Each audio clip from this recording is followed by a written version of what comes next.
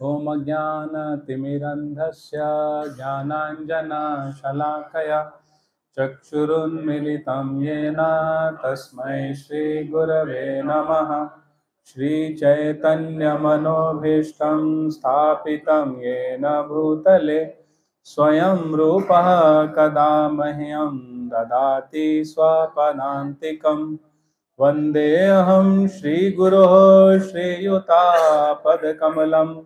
श्रीगुरून् वैष्णवांश्च श्रीरूपं साग्रजातं सहगणा रघुनाथान्वितं तं सजीवं साद्वैतं सावधूतं परिजनसहितं कृष्णचैतन्यदेवं श्रीराधा कृष्णपादान् सहगणललिता श्रीविशाखान्वितांश्च नमो विष्णुपादाय कृष्णप्रेष्ठाय भूतले श्रीमते भक्तिवेदांत स्वामिनिति नामिने। नमस्ते सारस्वते देवे गौरवाणी प्रचारिणे निर्विशेष शून्यवादी पाश्चात्य देशतारिणे वाञ्छाकल्पतरुभ्यश्च कृपा सिन्धुभ्य एव च पतितानां पावनेभ्यो वैष्णवेभ्यो नमो नमः। नमो महावदन्याय कृष्णप्रेमप्रदायते कृष्णाय कृष्णचैतन्य नामिने गौरत्से नमः। नित्यानन्दम् अहं नौमि सर्वानन्दकरं परं हरिनाम प्रदं देवम् अवधूतं शिरोमणिं। हे कृष्णा करुणा सिंधु दीनबंधु जगत्पते गोपेश गोपिका कांत राधा कांत नमोस्तुते। तप्त कांचन गौरांगी राधे वृंदावनेश्वरी वृषभानुसुते देवी प्रणमामि हरिप्रिये। जय श्री कृष्ण चैतन्य प्रभु नित्यानंद श्री अद्वैत गदाधर श्रीवासादि गौर भक्त वृंद। हरे कृष्णा कृष्णा कृष्णा हरे हरे हरे राम राम राम हरे हरे। हरे कृष्णा कृष्णा कृष्णा हरे हरे हरे राम राम राम हरे हरे। हरे कृष्णा कृष्णा कृष्णा हरे हरे हरे राम राम राम हरे हरे।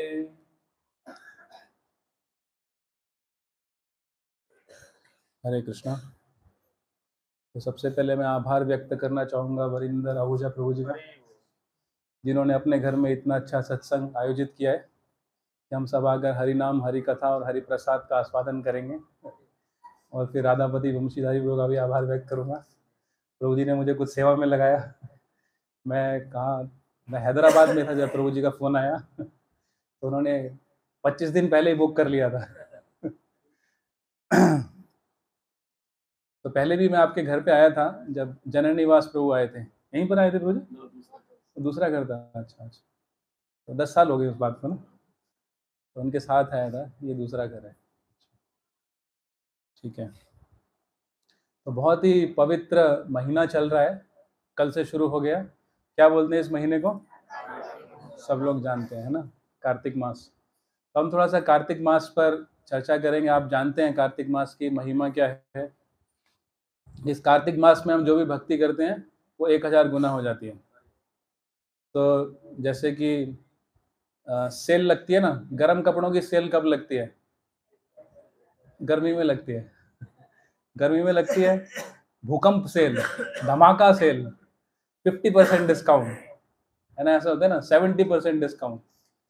तो वो गर्मी के दिनों में गर्म कपड़े सस्ते में मिलते हैं, और सर्दी के दिनों में रेफ्रिजरेटर सस्ते में मिलता है।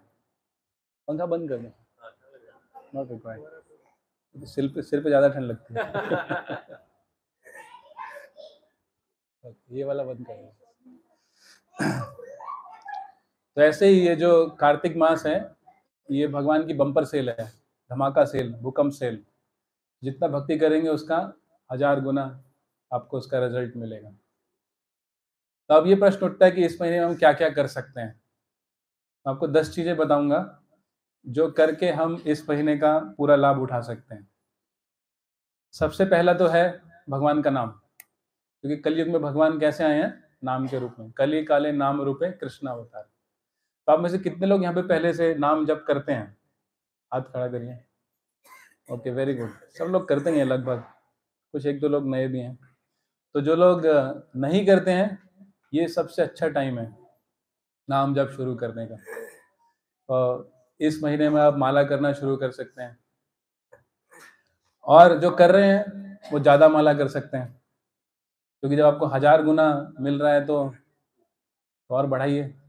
जब बैंक में लूट लगी है तो क्या आप जेब में ही भर के ले जाएंगे? बैग भी साथ में लेकर आएंगे ना, बैग में ही भर लीजिए। तो इस महीने में हम ज़्यादा माला कर सकते हैं, अपना नाम जप बढ़ा सकते हैं। तो नाम जप जो है, भगवान का नाम जप, वो भगवान को पाने का प्रमुख साधन है कलयुग में। और नाम जप करना हमारे प्रेम की अभिव्यक्ति है भगवान के प्रति। We express our love by chanting. जैसे कि कोई बच्चा होता है, उसकी माँ उसको कैसे प्रेम की अभिव्यक्ति करती है?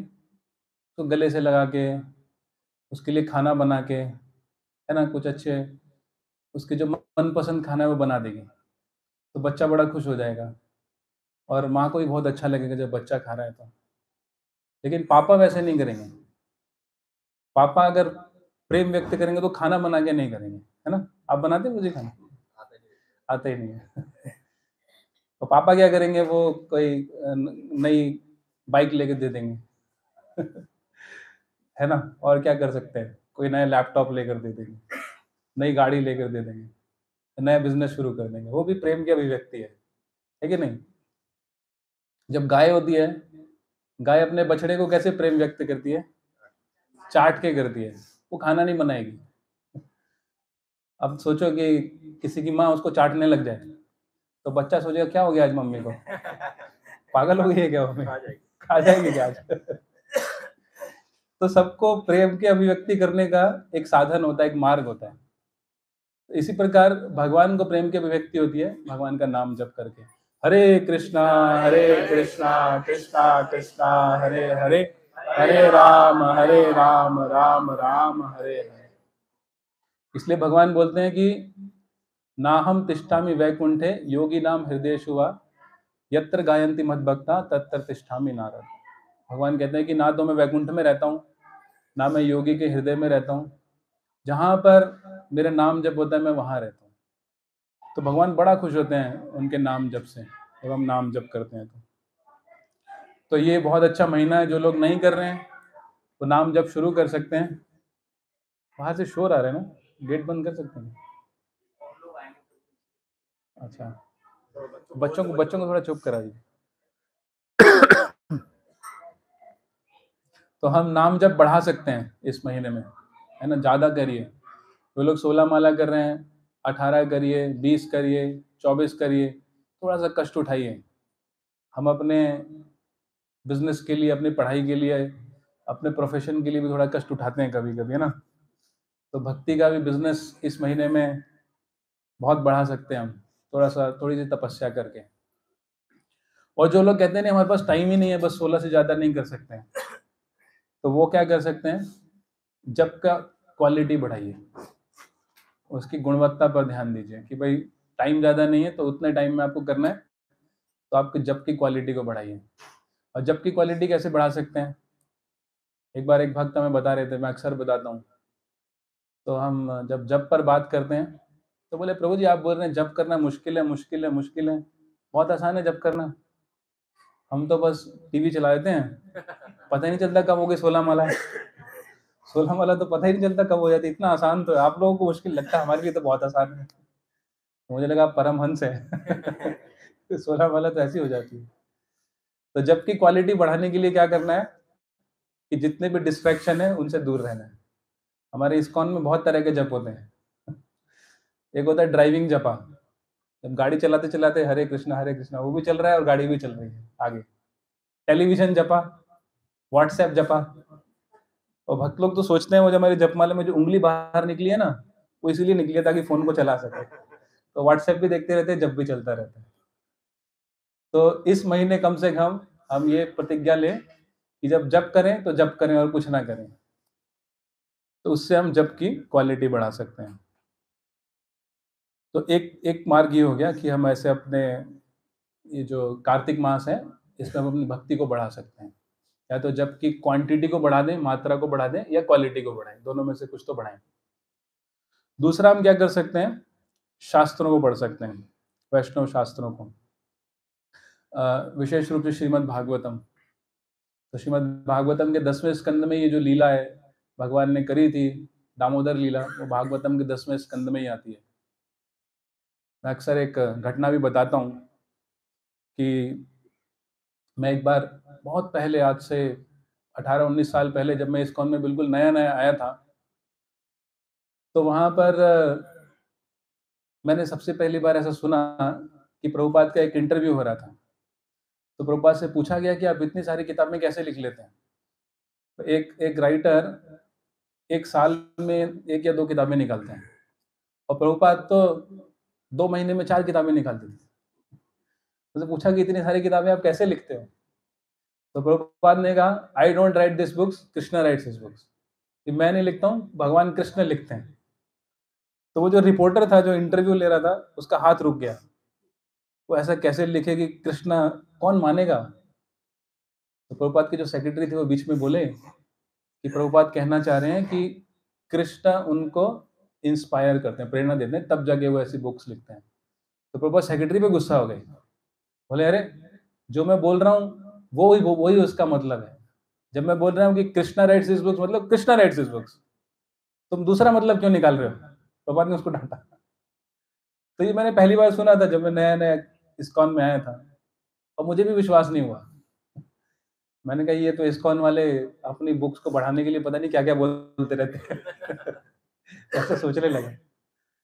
लेकिन उसी दिन भगवान की कृपा हुई कि एक भक्त, वो भी आए हुए थे हमारे यहाँ पर, साउथ इंडिया से, वारंगल से आए हुए थे वो। तो उनके पास एक तेलुगु बुक थी जिसके ऊपर प्रभुपाद की बुक थी, लेकिन उसके ऊपर एक तेलुगु में एक स्टैंप लगा हुआ था, एक रिकमेंडेशन स्टैंप। तो मैं उससे पूछा ये क्या स्टैंप लगा हुआ है?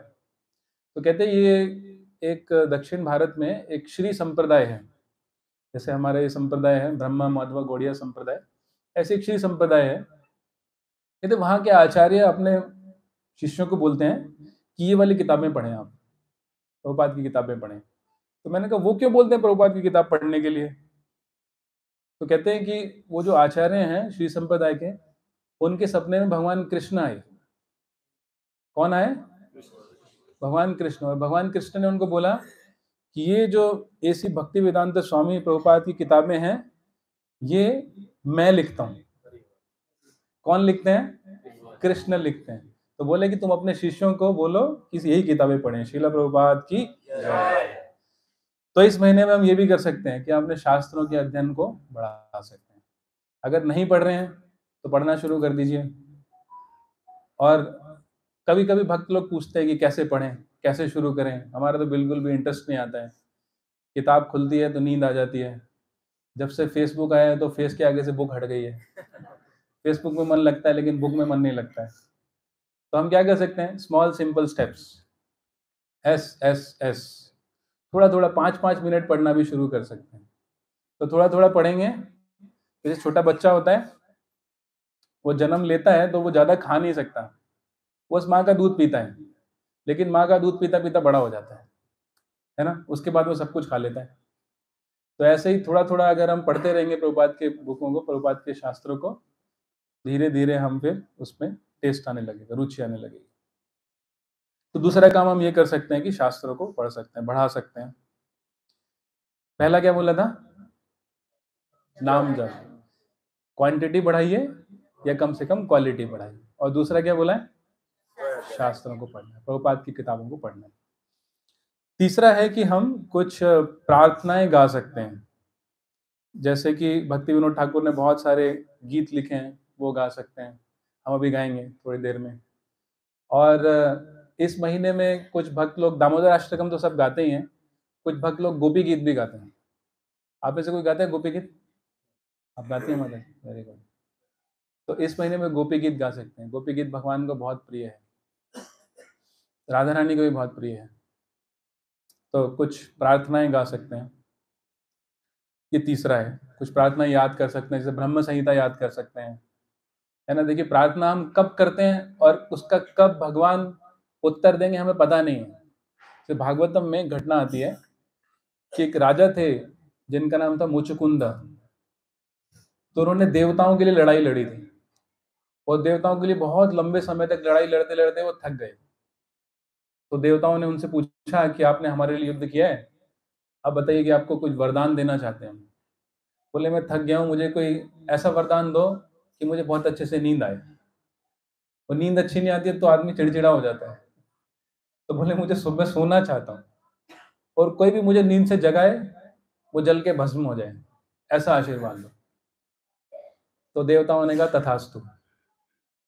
अब वो जाकर एक गुफा के अंदर जाके सो गए। आपने कथा सुनी होगी कि वहां पर एक असुर था जिसका नाम था काल यवन। उसने मथुरा पर आक्रमण कर दिया था और उसी समय जरासंध ने भी आक्रमण कर दिया, चारों ओर से मथुरा को घेर लिया था। तो उस समय भगवान वहां से अपनी लीला करने के लिए मथुरा से निकल पड़े। अब मथुरा से निकल के जा रहे हैं तो पीछे पीछे मुझे ये काल यवन उनके पीछे पीछे भागने लगा कि आज मैं इसको पकड़ूंगा और इसको मारूंगा। उसके हाथ में बहुत खुजली हो रही थी लड़ाई करने की। तो वो ढूंढ रहा था कि मुझे कोई अपने बराबर का नहीं मिल रहा है। तो नारद मुनि ने बोला, तुम्हारे बराबर का एक ही आदमी है, वो है कृष्ण, उसको ढूंढ लो। तो उसने पूछा कैसा दिखता है? बोले, ऐसे पीली धोती पहनी होगी, सिर पे मोर मुकुट होगा और ऐसे दिखते हैं, ऐसे सुंदर श्यामल वर्ण के। उनको जहां पर भी ढूंढो, चैलेंज कर देना, अपना आप लड़ाई हो जाएगी। तो वो जाके वहां पर मथुरा में जाकर ढूंढ लेता है और कृष्ण के पीछे पीछे भागने लगता है। तो कृष्ण वहां पे जा रहे हैं और पीछे पीछे काल यवन भाग रहा है और भगवान जाके सीधा एक गुफा में घुस जाते हैं। अब ये काल यवन सोचता है कि मैंने तो सुना था कि कृष्ण बहुत वीर है, लेकिन ये तो बुजदिल निकला। पहली बात तो मैं इसको लड़ाई के लिए ललकार रहा हूं, मुझसे लड़ाई नहीं कर रहा है, और दूसरी बात जाके गुफा में छुप गया और छुप भी नहीं गया, जाके सो गया वहां पर। तो उसको काल यवन को इतना गुस्सा आता है, वो जोर से लात मारता है। किसको लात मारता है? अच्छा, सब जानते ही हैं कथा। तो वो कृष्ण को लात मारता है, लेकिन जो आदमी वहां पे लेटा होता है वो कौन था? मुचकुंद। तो मुचकुंद को तो वरदान था कि जो भी उसको नींद से उठा देगा वो जल के भस्म हो जाएगा। तो जैसे ही मुचकुंद उठता है, उसकी दृष्टि पड़ती है काल यवन पे और काल यवन जल के वहीं पे राख हो जाता है, एकदम राख। फिर भगवान पीछे से घूम कर आते हैं और फिर भगवान उसको बताते हैं कि तुमने कई जन्मों पहले मेरे दर्शन के लिए प्रार्थना करी थी और इसलिए मैं तुम्हें दर्शन देने आया। तो देखिए, कहाँ प्रार्थना करी थी और कहाँ भगवान उसका उत्तर देने आया। तो हमें प्रार्थना करने में कंजूसी नहीं करनी चाहिए। पता नहीं कब पूरी होगी वो। होगी लेकिन जरूर। इस जन्म में होगी या 10 जन्म बाद होगी, लेकिन होगी। तो प्रार्थना करने में कोई कंजूसी मत करिए। तो इस महीने में हम कुछ अच्छी अच्छी प्रार्थनाएं याद कर सकते हैं, जैसे ब्रह्म संहिता, गोपी गीत, सब कर सकते हैं। ये तीसरा हो गया। तो पहला क्या था? नाम जप। दूसरा क्या? शास्त्र वगैरह। तीसरा क्या? प्रार्थनाएं। तो बहुत सारी प्रार्थनाएं, ब्रह्म संहिता है, गोपी गीत है, भक्ति विनोद ठाकुर के इतने अच्छे अच्छे गीत हैं, वो सब याद करके हम गा सकते हैं। और चौथा जो सबसे महत्वपूर्ण है वो है दामोदर अष्टकम। तो दामोदर अष्टकम गाना और भगवान को दीप दान करना। तो इसकी वर्णन, इसकी महिमा बहुत सारे पुराणों में बताई गई है। स्कंद पुराण में, पद्म पुराण में, विष्णु पुराण में, कि ऐसा कोई पाप नहीं है जो भगवान दामोदर को कार्तिक मास में दीपदान करने से जिसका नाश ना हो जाए। दामोदर अष्टकम की जय। तो हम करेंगे और दीपदान भी करेंगे। तो अगर आप देखें, हमारा जो साहित्य है, हमारे जो शास्त्र हैं, उसमें शक्ति का नाम पहले आता है और बाद में शक्तिमान का नाम आता है। जैसे हम बोलते हैं ना सीताराम, कभी आपने सुना है राम सीता? ऐसे नहीं होता है। लक्ष्मी नारायण, गौरी शंकर, राधा कृष्णा, राधा गोविंद जी ऐसे बोलते हैं ना। और भगवान कृष्ण का सबसे पसंदीदा महीना कौन सा है, कोई जानता है? कार्तिक नहीं है, मार्गशीर्ष है। मार्गशीर्ष, भगवत गीता में 10वें अध्याय में भगवान बोलते हैं कि मासा नाम मार्गशीर्षोऽस्मि, तो अगला महीना है कार्तिक के बाद वाला। तो कृष्ण का पसंदीदा कौन सा है? मार्गशीर्ष। कृष्ण से पहले किसका नाम आता है? राधा। तो राधा रानी का पसंदीदा कौन सा है? कार्तिक। तो ये महीना किसका पसंदीदा महीना है? राधा रानी का। तो हमारे रघुनाथ दास गोस्वामी बोलते हैं कि अगर मैं गोवर्धन पे खड़ा हूं और इधर से कृष्ण मुझे बुलाएं और उधर से राधा रानी मुझे बुलाएं, तो मैं राधा रानी के पास जाऊंगा, क्योंकि कृष्ण का कोई भरोसा नहीं है, पर राधा रानी का भरोसा है। माँ है हमारी, है ना। जब घर में पिटाई होती है तो बच्चों के मुंह से क्या निकलता है? मम्मी। पापा भी निकलता है, मम्मी ज्यादा निकलता है ना। मम्मी पिटाई करेगी तब पापा। लेकिन ये वाली मम्मी पिटाई नहीं करती है। उनकी उसके लिए उन्होंने दूसरी मम्मी रखी है। वो कौन सी है? दुर्गा देवी। माया देवी, दुर्गा देवी। उनके हाथ में त्रिशूल है, वो पिटाई करती है। तो दो दो मम्मी है। तो इसलिए जो कार्तिक का मास है ये राधा रानी का मास है, और हम थोड़ा सा भी प्रयास करेंगे भक्ति में, भगवान उससे बड़ा खुश हो जाते हैं। तो ये 4 हो गए। पहला कौन सा था? नाम जप का क्वालिटी या क्वांटिटी। दूसरा क्या है? शास्त्रों का अध्ययन। तीसरा क्या है?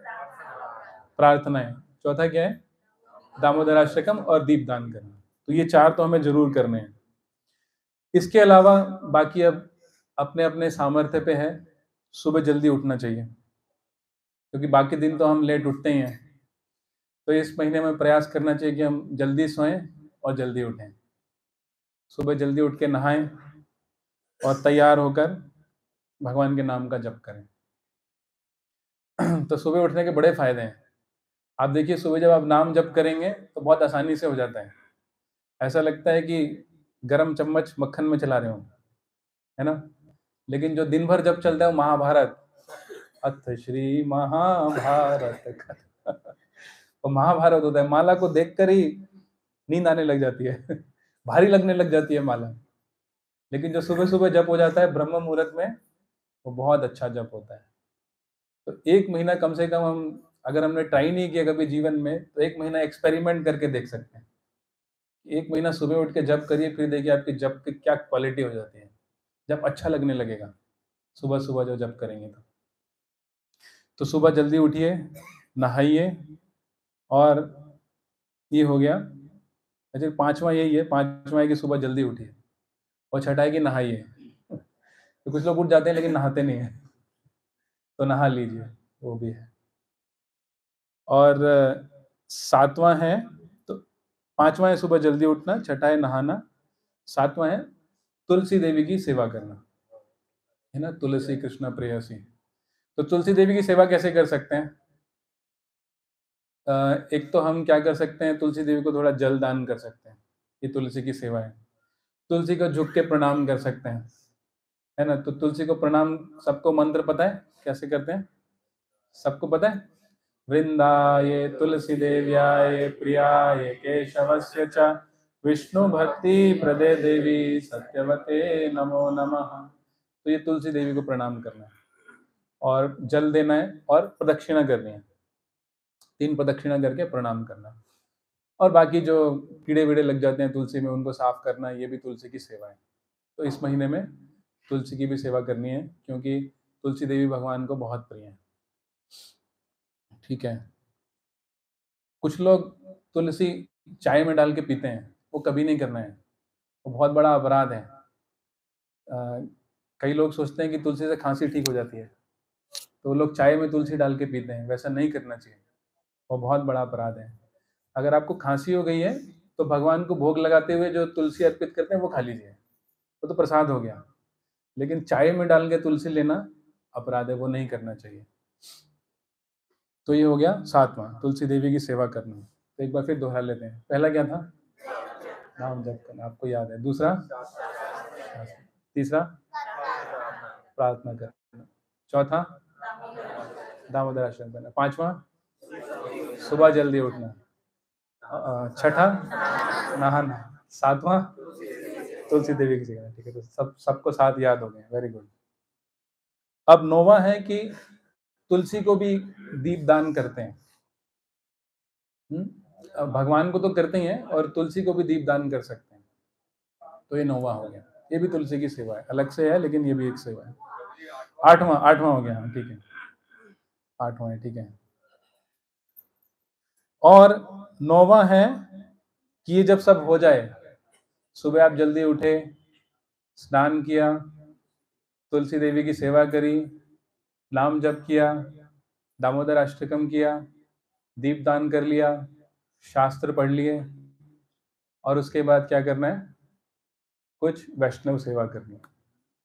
वैष्णव सेवा, तो वैष्णव सेवा कैसे कर सकते हैं? प्रसाद खिला सकते हैं वैष्णवों को, या फिर और कैसे सेवा कर सकते हैं वैष्णवों की? प्रभु जी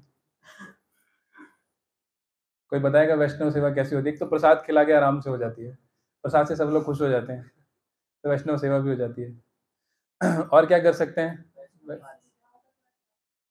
सुविधाओं का, वैष्णव की सुविधाओं का। तो जो लोग परिवार में रहते हैं वो वैष्णव ही हैं सब, एक दूसरे की सेवा कर लीजिए, तो परिवार में और खुशहाली भी आएगी जब सेवा करेंगे तो हम, है ना।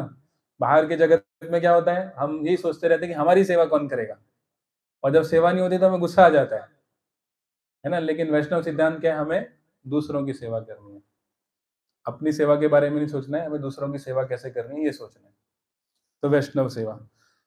तो ये जो 9 आइटम बताए गए थे, ये सारे हरि भक्ति विलास में श्री सनातन गोस्वामी बताते हैं।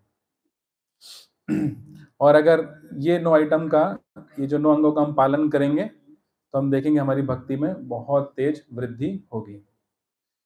उसके अलावा प्रभु जी मुझे बोल रहे थे कि थोड़ा हम इस पर भी चर्चा करें, रामानंद राय और चैतन्य महाप्रभु के संवाद पर। बहुत बड़ा है वैसे ये। तो पहले तो मैं जानना चाहता हूँ, यहाँ पे सब लोग रामानंद राय को जानते हैं? हाथ खड़ा करिए, रामानंद राय को आप जानते हो तो। अच्छा, बहुत कम भक्त जानते हैं। ठीक है, तो संवाद हम फिर कभी कर लेंगे बाद में। पहले बता देते कि रामानंद राय है कौन। तो रामानंद राय चैतन्य महाप्रभु के सबसे घनिष्ठ अंतरंग सहचर हैं, उनके सबसे घनिष्ठ पार्षद हैं। जब चैतन्य महाप्रभु अपने की पराकाष्ठा में चला जाते थे, राधा रानी के भाव में चले जाते थे, तो उनको कोई नहीं संभाल पाता था।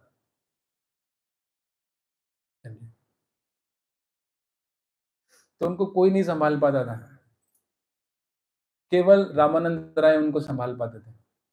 आप में से कितने लोग जगन्नाथपुरी गए हैं? और सब लोग गए। गंभीरा, गंभीरा में देखा होगा ना आपने? तो गंभीरा में एक कमरा है। एक्चुअली वो महाप्रभु का कमरा नहीं है, महाप्रभु का कमरा उसके नीचे है, अंडरग्राउंड है। तो रात में ये लोग महाप्रभु को कमरे में बंद कर देते थे, वो पिघल के दरवाजे के नीचे से पिघल के बह के बाहर चले जाते थे, वो लिक्विड बन जाते थे और बह बह के बाहर निकल के कहीं पे चले जाते थे। एक रामानंद राय और स्वरूप दामोदर गोस्वामी उनको संभाल पाते। तो रामानंद राय ये विशाखा सखी हैं। जैसे चैतन्य महाप्रभु राधा रानी है, राधा रानी के भाव में है, इसी प्रकार से रामानंद राय विशाखा सखी हैं। तो गोलोक वृंदावन में राधा रानी के गुरु हैं विशाखा सखी। राधा रानी को कुछ भी जानना होता है, कुछ भी पूछना होता है, तो वो 2 लोगों से पूछती हैं, एक तो विशाखा से और दूसरा पूर्णमासी योग माया, जो पूर्णमासी है उनसे बात करते हैं। तो ये रामानंद राय इस धरती पर उन्होंने एक गवर्नर के रूप में, क्या बोलते हैं, राज्यपाल, मद्रास के राज्यपाल थे, वो गवर्नर थे। और उनका जन्म बहुत ऊंचे परिवार में नहीं हुआ था, वो जन्म से शूद्र थे। और उनको जो राधा रानी का और कृष्ण का जो तत्व ज्ञान था, उसको चैतन्य महाप्रभु भी सुनते थे उनसे। ये रामानंद राय थे। और चैतन्य महाप्रभु को कितने लोग यहाँ पर नहीं जानते? हाथ खड़ा करें। सब जानते हैं। तो चैतन्य महाप्रभु राधा रानी के भाव में है। तो जब चैतन्य महाप्रभु दक्षिण भारत की यात्रा पर निकले, वो एक स्थान पर पहुंचे जिसको बोलते हैं कुबुर। ये गोदावरी नदी के तट पर था। पहले उसका नाम था विद्यानगर, अभी उसका नाम हो गया कुबुर। हम लोग गए थे, है ना। तो वहां पर भक्ति सिद्धांत श्री ठाकुर ने मंदिर बनवाया है, एग्जैक्टली वो प्लेस पर जहाँ पर रामानंद राय और चैतन्य महाप्रभु के बीच में वार्तालाप हुआ, बिल्कुल वही गोदावरी नदी के तट पर। बहुत ही सुंदर जगह है, कभी आप जाइएगा। और गोदावरी नदी के इस साइड हमारा इस्कॉन का मंदिर है, और गोदावरी नदी पार करके वो स्थान है जहाँ पर रामानंद राय और चैतन्य महाप्रभु ने बैठकर चर्चा करी थी। तो ये बहुत ही सुंदर चर्चा है, और ये बहुत नीचे से स्टार्ट होकर बहुत ऊपर तक जाती है। मतलब इसमें दर्शन तत्व की पराकाष्ठा बताई गई है, जो पूरे वैदिक साहित्यों में भी नहीं दिया गया है, वो रामानंद राय चैतन्य महाप्रभु को बताते हैं। और चैतन्य महाप्रभु रामानंद राय के बीच में इतना ऊंचा संवाद हो रहा है, डिस्कशन कर रहे हैं। इसलिए हमारे आचार्यगण बोलते हैं जो उनके बीच में संवाद हुआ है वो सामान्य जनता के लिए नहीं है, इसलिए उसको पब्लिकली उसकी बात नहीं की जा सकती। चैतन्य महाप्रभु बोलते हैं कि सामान्य जनता में क्या करना चाहिए, हरि नाम संकीर्तन करना चाहिए बस, और भगवत गीता पे चर्चा करनी चाहिए। और ये जो डिस्कशन है रामानंद राय और चैतन्य महाप्रभु का, ये बहुत एडवांस डिवोटीज के लिए, तो इसलिए हम उस पर चर्चा नहीं करेंगे। लेकिन मैं थोड़ा सा बताता हूँ, क्योंकि ये बहुत स्वीट एपिसोड है, कैसे स्टार्ट होता है ये। थोड़ा सा हम चैतन्य चरितमृत के मध्य लीला के 8वें अध्याय से थोड़ा सा पढ़ेंगे और थोड़ा सा डिस्कशन करेंगे। तो चैतन्य महाप्रभु चलते जा रहे हैं दक्षिण भारत की ओर, और वो रामानंद राय से मिल रहे हैं। रामानंद राय पालकी में आ रहे हैं, क्योंकि वो तो राज्यपाल हैं, गवर्नर हैं, और उनके पीछे 15-20 नौकर हैं, 8-10 ब्राह्मण उनका स्तुति करते हुए चल रहे हैं, तो राजा की तरह जा रहे हैं वो। और चैतन्य महाप्रभु एक सन्यासी हैं जो कि अपना सन्यास डंडा लेकर चल रहे हैं, उनके साथ भी 1-2 असिस्टेंट हैं उनके। तो यहाँ पर क्या होता है, थोड़ा थोड़ा चैतन्य चरितमृत से पढ़ के फिर मैं बताता जाता हूँ। तो चैतन्य महाप्रभु के बारे में बोला गया है कि चैतन्य महाप्रभु को कैसे दिख रहे थे वो। सूर्य शत समकांति अरुण वसन, सुबलित प्रकांड देह कमल लोचन। तो चैतन्य महाप्रभु के शरीर से 100 सूर्य के समान कांति निकल रही थी, इतने एफल्जेंट, ऐसा लग रहा था कि सूर्य चल के आ रहे हैं स्वयं, इतना सुंदर दिख रहे थे। अरुण वसन, और उन्हें लाल रंग के कपड़े पहने हुए थे सन्यासी के। और सुबलित प्रकांड देह, उनका शरीर एकदम लंबा चौड़ा, 7 फुट लंबे, और उनके हाथ घुटनों तक पहुंचते थे खड़े होकर, बैठकर तो हमारे ही पहुंच जाते हैं। और कमल लोचन, उनकी आंखें कमल के पत्र के समान बड़ी बड़ी आंखें उनकी, लगभग उनके कानों तक उनकी आंखें पहुंचती थी, इतनी बड़ी बड़ी आंखें थी, इतने सुंदर दिखते थे। तो रामानंद राय ने देखा तो तुरंत पालकी से उतर गए और एकदम दंडवत प्रणाम किया। फिर वहां पर बोला गया, उठी प्रभु कहे, उठी प्रभु उठ कहा कृष्ण कृष्ण, तारे आलिंगित प्रभु हृदय सतृष्ण। अथापि पूछिला तुम्ही राय रामानंद, तेहु कहे सही होया दास शूद्र मंद। तो जैसे ही चैतन्य महाप्रभु ने देखा कि रामानंद राय उनके चरणों में गिर के प्रणाम कर रहे हैं, उन्होंने कहा उठो और कृष्ण कृष्ण बोलो, कृष्ण कृष्ण कृष्ण कृष्ण। तो रामानंद राय ने बोला कृष्ण कृष्ण। जैसे रामानंद राय ने बोला, चैतन्य महाप्रभु ने उनको गले लगा लिया। तारे आलंगित प्रभु हृदय सतृष्ण। वो पूछा तुम ही रामानंद राय हो क्या? देखो उन दिनों में फेसबुक नहीं होता था, ना व्हाट्सएप था, किसी ने किसी की पिक्चर नहीं देखी थी, लेकिन उन्होंने पहचान लिया कि यही रामानंद राय हैं, क्योंकि वो तो भगवान है। और देखिए कौन कौन मिल रहा है, राधा रानी और विशाखा, परम अंतरंग सखी हैं दोनों, तो वो आपस में मिल रही हैं, और दोनों ने अपनी आंखों से आंसू बहा बहा के एक दूसरे को नहला दिया वहीं पर, इतना प्रेम उमड़ रहा है। तो जब उन्होंने बोला कि आप ही रामानंद राय हैं, तो रामानंद राय कहते हैं सही होया दास शूद्र मंद, कि मैं कौन हूं, आपका दास हूं, शूद्र हूं और मंद बुद्धि भी हूं। उन्होंने अपना ऐसे इंट्रोडक्शन दिया। उन्होंने ऐसा नहीं बोला कि मैं ही हूँ, यहाँ का गवर्नर हूँ, देख नहीं रहे मेरे पीछे कितने सारे नौकर हैं, देख रहे ब्राह्मण मेरी स्तुति कर रहे हैं। तो एक वैष्णव बहुत विनम्र होता है। रामानंद राय यहाँ पर अपनी विनम्रता का उदाहरण दे रहे हैं। और ऐसा करके जब वो एक दूसरे को गले लगाए तो वो लगभग बेहोश होकर गिरने ही वाले थे। इतना आनंद स्फुरित हो रहा है दोनों में कि आंसुओं से तो एक दूसरे को नहला दिया, और वो बेहोश होकर गिरने ही वाले, उनका शरीर कांपने लगा। तो तभी चैतन्य महाप्रभु की दृष्टि पड़ी वहां पर जो ब्राह्मण खड़े थे, उनको देखने लगे। अब ये बड़े प्रखंड ब्राह्मण थे, बहुत विद्वान थे, इनको बहुत सब कुछ आता था, लेकिन ये लोग वैष्णव नहीं थे। तो चैतन्य महाप्रभु ने फिर अपने भावों को कंट्रोल किया कि भाई ये लोग समझ नहीं पाएंगे इन सब बातों को। तो जो एक शुद्ध भक्त होता है, उसको आनंद के लक्षण, उसके भाव के लक्षण उसके शरीर में आते हैं, लेकिन उसको सार्वजनिक रूप से दिखाता नहीं है। और जो सस्ते वाले साधु होते हैं, वो उनको बाहर दिखाते हैं। दयाराम प्रभु एक कहानी बताते हैं। एक बार दो गांव थे, उनमें आपस में कंपटीशन चलता था। तो एक गांव वाले ने कीर्तनिया को बुलाया, उसने कीर्तन किया, नाचा गाया, रोया, शरीर में कंपन हुआ और बेहोश होकर गिर गया। वो आधे घंटे तक बेहोश होकर गिरा रहा। तो सारे आसपास के गांव में बात फैल गई कि भाई ऐसा कीर्तनिया आया था, उसने कीर्तन किया, नाचा गाया, उसकी आंखों से आंसू आए, उसका शरीर कांपने लगा और आधे घंटे तक मूर्छित था। तो जो पास वाला गांव था, उन्होंने सोचा कि हमें इससे कुछ बड़ा करके दिखाना है। तो वो भी एक कीर्तनिया को बुला के लाए, एक सस्ते साधु को बुला के लाए। उसने भी कीर्तन किया, उसके भी आंखों से आंसू आए और उसके शरीर में कंपन हुआ, वो भी मूर्छित होकर गिर गया। अब क्या, वो 20 मिनट में उठ गया। तो वहां के जो दूसरे गांव वाले थे, उसको बोलने लगे, अरे भाई, वो पिछले गांव वाला आधे घंटे तक बेहोश था, तू और थोड़ा देर और लेटा रहे। तो बोले, बाबा, 4 आना भाव आशे कोतो समय टिकबे। बोले, तुमने पैसे तो 4 आना दिया है और कितने समय में लेटा रहूंगा? अच्छा, मैं उठ के जाला है, तो दूसरे काम भी तो कर रहे हैं। तो उठ के चला गया वो। तो यहाँ पर रामानंद राय और चैतन्य महाप्रभु अपने भावों को छुपा रहे हैं। और वो दिखा नहीं रहे हैं कि ये ब्राह्मण लोग समझ नहीं पाएंगे। तो उसके बाद हाँ, ये यहाँ पर आता है, देखिए इसमें, यही मत विप्रगणे भावे मने मन, विजातीय लोक देखी प्रभु कैला संवरण। कि उन्होंने देखा ये जो ब्राह्मण है, ये विजातीय हैं। विजातीय मतलब जो एक स्वभाव के नहीं है, दूसरे स्वभाव के। वो लोग ब्राह्मण है, उनको मंत्रों का पता है, लेकिन वो वैष्णव के भाव को नहीं समझ पाते। तो विजातीय और सजातीय 2 चीजें होती हैं। जैसे आप देखेंगे कि आप ना छत पे एक जगह थोड़ा कूड़ा फेंक दीजिए, और एक जगह थोड़े दाने फेंक दीजिए, एक जगह थोड़े फल रख दीजिए, तो बहुत सारे पक्षी होंगे। कौवा कहाँ के बैठेगा? कचरे में आके बैठेगा। और कबूतर कहाँ के बैठेगा? दानों में आके बैठेगा। और तोता कहाँ के बैठेगा? फल पे आके बैठेगा। तो ये हो गए सजातीय। तोता तोते के साथ बैठेगा, कौवा कौवों के साथ बैठेगा, और कबूतर कबूतर के साथ आके बैठेगा। आप कभी नहीं देखेंगे कि कौवा आकर वो फल पे आके बैठेगा, जहाँ गंदगी होगी वहां आके बैठेगा।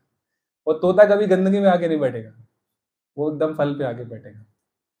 तो विजातीय देखा, उन्होंने देखा कि इतने परम महान वैष्णव राधा रानी और विशाखा सखी हैं, और यहाँ पर ये तुच्छ ब्राह्मण हैं, ये लोग समझ नहीं पाएंगे।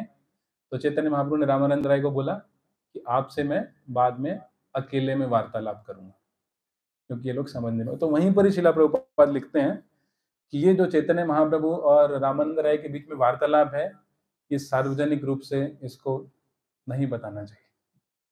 ये कुछ एडवांस डिवोटी आपस में बैठ कर उसका डिस्कशन कर सकते हैं। आप लोग पढ़ सकते हैं, प्रभुपाद ने बहुत अच्छे तात्पर्य दिए हैं, उससे पढ़ सकते हैं।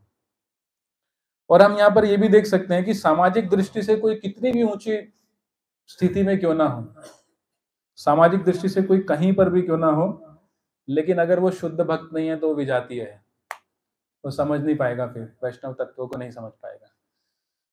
इसलिए उस पर चर्चा नहीं करनी चाहिए। और दूसरी चीज हम यहाँ पर ये भी देख सकते हैं कि 500 वर्ष पहले की बात है ये। तो रामानंद राय एक शूद्र परिवार से हैं, है ना।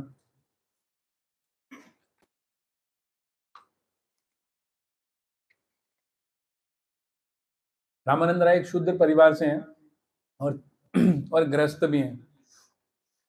तो आपको पता है कि 4 वर्ण होते हैं हमारे वर्णाश्रम व्यवस्था में। 4 वर्ण होते हैं। कौन कौन से वर्ण होते हैं? ब्राह्मण, क्षत्रिय, वैश्य और शूद्र। तो सबसे ऊपर कौन होता है? ब्राह्मण होता है, और सबसे नीचे शूद्र होता है। और 4 आश्रम भी होते हैं। तो 4 आश्रम कौन कौन से होते हैं?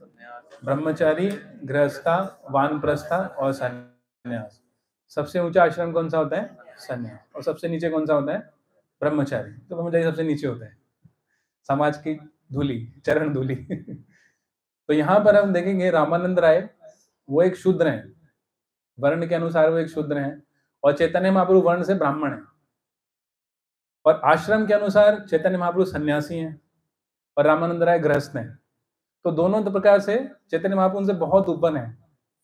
लेकिन वैष्णव समाज में किसी की भी पोजीशन, किसी की भी स्थिति बाह्य दृष्टि से नहीं होती है।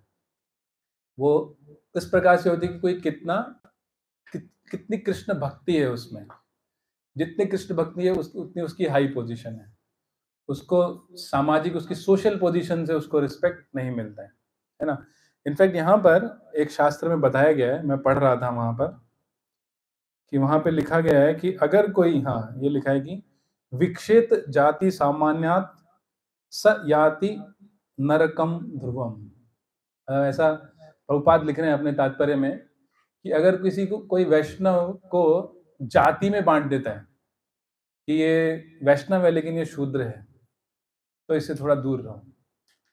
अगर वैष्णवों के बीच में इस प्रकार की सामाजिक भेदभाव आ जाते हैं तो बोले नरकम ध्रुवम, उसको तो नरक जाना ही जाना, उसकी नरक की टिकट कट गई। क्योंकि वैष्णव समाज में ऐसा नहीं देखा जाता है। वैष्णव समाज में भक्ति के अनुसार मूल्यांकन होता है, ना कि उसकी सामाजिक परिस्थिति के अनुसार। ये हमें समझना चाहिए। तो यहाँ पर चैतन्य महाप्रभु बेझिझक रामानंद राय को गले लगा रहे हैं और उनको बोल रहे हैं हम बाद में प्राइवेटली मिलेंगे, आपसे अलग से आके मिलेंगे, अभी नहीं मिलेंगे। और इसलिए यहाँ पर वैष्णव समाज में कोई जाति का कोई मूल्यांकन नहीं है। मतलब your birth has zero weightage. आपने कहाँ जन्म लिया है, कौन से परिवार में लिया है, कौन सी जाति में लिया है, उसका कोई वेटेज नहीं। जैसे हम लोग दीक्षा लेते हैं तो दीक्षा में कभी ये प्रश्न नहीं पूछते हैं कि आपका जन्म कौन सी जाति में हुआ है या कौन से परिवार में है। जो नियम है वो सबके लिए है, चाहे आपने कहीं पे भी जन्म लिया हो, किसी भी परिवार में, किसी भी जाति में, किसी भी धर्म में, सबके लिए एक समान नियम होता है। तो zero birth has zero weightage.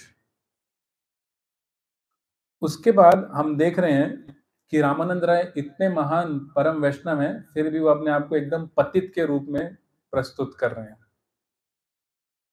एक बार शिला प्रभुपाद प्रवचन दे रहे थे स्टॉकहोम में,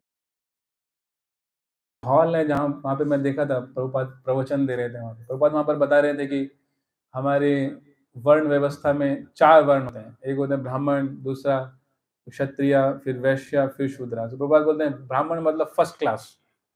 ऑफकोर्स ब्राह्मण का मतलब वो नहीं है जो जन्म से ब्राह्मण है, जो गुणों से ब्राह्मण है वो फर्स्ट क्लास, क्षत्रिय सेकंड क्लास, वैश्य थर्ड क्लास और शूद्र फोर्थ क्लास।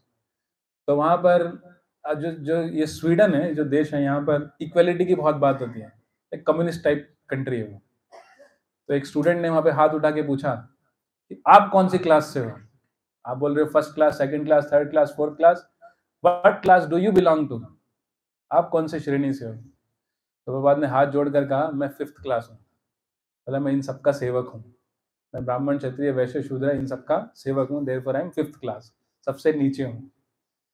तो बाहर की दुनिया में लोग अपने आप को बड़ा दिखाते हैं और उसका परिणाम क्या होता है, बाकी लोग ईर्ष्या करने लगते हैं, है ना। अगर आप बाहर की दुनिया में अपनी बड़ी कार या बड़ा घर दिखाएंगे तो बाकी लोग क्या करेंगे, वो बाहर से कहेंगे बहुत अच्छा है, लेकिन अंदर से ईर्ष्या करते हैं। और वैष्णव समाज में अगर आप अपने आप को बड़ा दिखाएंगे तो वैष्णव लोग आप पर दया करते हैं, बोलते हैं अरे क्या ये सब चीजें ऐसी बातें क्यों कर रहे हैं। वैष्णव को दया आती है कि अभी तक ये भक्ति में बहुत नीचे ही रह गया है कि अभी भी बाहर की चीजें दिखा रहा है ना। तो बाहर के लोग ईर्ष्या करते हैं और वैष्णव समाज में अगर हम कुछ अपने आप को बड़ा करके दिखाएंगे तो वैष्णव लोगों को दया आती है कि अरे बहुत गलत कर रहा है। तो रामानंद राय अपने आप को बहुत ही यहाँ पर नीच प्रस्तुत करते हैं, नीच मंद सब बताते हैं वो ऐसे, और शूद्र भी बता रहे हैं अपने आप को। उसके बाद ये बोलते हैं रामानंद राय कि आमा निस्तारिते तोमार यहाँ आगमन, परम दयालु तुम्हें पतित पावन। बोलते हैं हमारा, मेरा निस्तार करने के लिए, मेरा उद्धार करने के लिए आप यहाँ पर आए हैं, आप पतित पावन हैं और आप परम दयालु हैं। वो कहकर इस तरह से आगे बढ़ जाते हैं।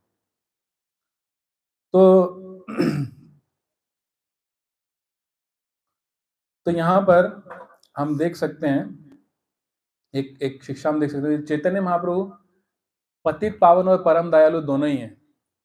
वो किसी का भी उद्धार करने में सक्षम है। चैतन्य महाप्रभु का अवतार ही इसलिए हुआ है कि वो पतित से पतित जीवों का उद्धार कर सके, और जो उसका भी लाभ नहीं उठा रहा है वो एकदम दुर्भाग्य है। उसका बहुत बड़ा दुर्भाग्य है कि चैतन्य महाप्रभु की कृपा का भी वो लाभ नहीं उठा रहे हैं। तो भगवान कृष्ण आए, उन्होंने एक निर्देश दिया। भगवत गीता तो बोलकर गए, लेकिन अंत में बोला सर्वधर्मान परित्यज्य, सब धर्मों का त्याग करो, उस योग्यता को प्राप्त करो, फिर मेरे पास आओ। लेकिन चैतन्य महाप्रभु ने कोई योग्यता नहीं मांगी। उन्होंने क्या बोला, आपकी किसी भी परिस्थिति में हो, बोशीते शुईते हरि नाम लो। हरे कृष्णा कृष्णा कृष्णा हरे हरे, हरे राम राम राम हरे हरे। तो चैतन्य महाप्रभु कोई योग्यता की मांग नहीं करते हैं। कोई किसी भी परिस्थिति में हो, बस भगवान का नाम लेगा तो चैतन्य महाप्रभु को स्वीकार करने के लिए तैयार है। और यहाँ पर इसी प्रकार से रामानंद राय उनका गुणगान कर रहे हैं। परम दयालु तुम्ही पतित पावन। आगे कह रहे हैं, महांत स्वभाव ही तारिते पामर, निज कार्य नहीं तबु जाए तार घर। वो कह रहे हैं आप आए हैं केवल मेरा उद्धार करने के लिए। बाकी जो महान भक्त होते हैं वो किसी के घर पे बिना और किसी काम से नहीं जाते हैं, उनको और कोई काम ही नहीं है। वो किसी के घर पे जा रहे हैं तो उनका उद्धार करने के लिए जा रहे हैं, क्योंकि वो सब तो पहले ही छोड़ चुके हैं। चैतन्य महाप्रभु तो सन्यासी हैं, वो तो पहले ही सब कुछ छोड़ छाड़ के आए हुए हैं, तो वो किसी के घर पे क्यों जाएंगे। वो अगर किसी के घर पे आ रहे हैं तो इसलिए आ रहे हैं ताकि उनका उद्धार कर सकें। जब शीला प्रभुपाद एक बार जुहू बीच पर वॉक करने गए थे, तो वॉक करते करते वापस आए तो उनके सेक्रेटरी ने दरवाजा खोला गाड़ी का, प्रभुपाद उसमें जाके बैठ गए। तो उन्होंने देखा कि जब गाड़ी के अंदर बैठ गए तो एक दूसरा आदमी आया, बोले अरे स्वामी जी ये तो हमारी गाड़ी है, आप हमारी गाड़ी में क्यों बैठे हो। तो सेक्रेटरी ने देखा कि सच में वो गलत गाड़ी में बैठ के गए थे और दोनों गाड़ियां एक जैसी ही दिखती थी। लेकिन वो आदमी को इतना अच्छा लगा कि प्रभुपाद उसकी गाड़ी में बैठे हैं, बोले ठीक है स्वामी जी आप हमारी गाड़ी में बैठे हैं तो मैं ही आपको आज मंदिर छोड़ कर आऊंगा। तो उसने गाड़ी चलाई और प्रभुपाद को मंदिर छोड़ कर आया। और प्रभुपाद अपने सेक्रेटरी को बाद में बता रहे थे, बोले देखो ये भारत देश है, भारत देश में लोग साधु संतों का सम्मान करते हैं। कितना कुछ हो गया है ना, कितने राम रहीम बाबा और क्या है वो आसाराम बापू और क्या क्या हो गया है, लेकिन फिर भी लोग साधु संतों का सम्मान करते हैं भारत में। प्रभुपाद कहते हैं कि अगर आपका देश होता तो मुझे गोली मार देते कि किसी दूसरे की गाड़ी में जाके बैठ गया हूं मैं। तो साधु संत अगर किसी के द्वार पर आ रहे हैं, किसी गाड़ी में बैठे हैं, तो उसका उद्धार ही करने के लिए बैठे हैं। उनका अपना कोई प्रयोजन नहीं है, उनको कुछ प्राप्त नहीं करना है। तरुवर फल नहीं खाते हैं, सरवर पियत न नीर, परमारथ के कारणे संतन धरा शरीर। तो प्रभुपाद जैसे संत और चैतन्य महाप्रभु जैसे अवतार, अब उनका अपना कोई प्रयोजन नहीं है। जैसे पेड़ अपना फल नहीं खाता है, तरुवर फल नहीं खाते हैं, और सरोवर पियत न नीर, तालाब कभी अपना पानी नहीं पीता है, दूसरों को ही पिलाता है। परमारथ के कारणे संतन धरा शरीर। तो इसलिए संत गण है वो दूसरों के कारण, दूसरों के उद्धार के लिए शरीर धारण करते हैं, उनका और दूसरा कोई प्रयोजन नहीं है। तो ऐसे ही रामानंद राय चैतन्य महाप्रभु का गुणगान कर रहे हैं। अब चैतन्य महाप्रभु क्या कह रहे हैं, चैतन्य महाप्रभु कह रहे हैं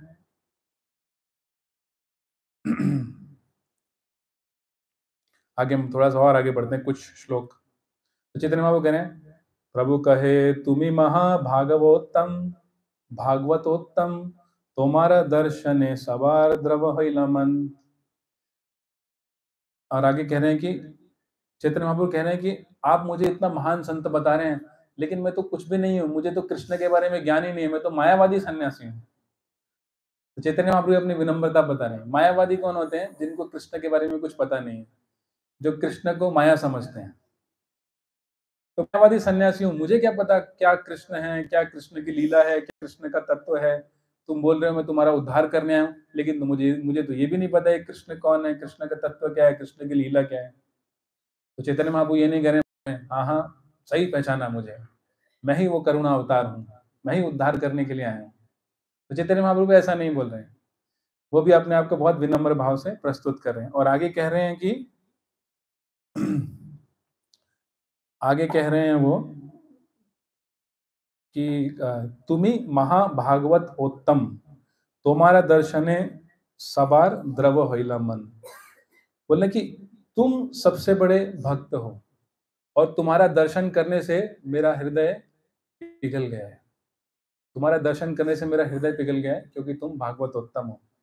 इससे पहले यहाँ पर रामानंद राय एक और चीज बोलते हैं जो मैं बताना भूल गया। बोलते हैं आकृत्य प्रकृत्य तुम्हार ईश्वर लक्षण, जीवे न संभवे यही अप्रकृत गुण। तो बोलते हैं कि आप अपने लक्षणों से, अपनी आकृति से, मतलब अपने रूप से और अपने स्वभाव से ईश्वर हो। तो प्रभुपाद बता रहे हैं कि उसका क्या मतलब है।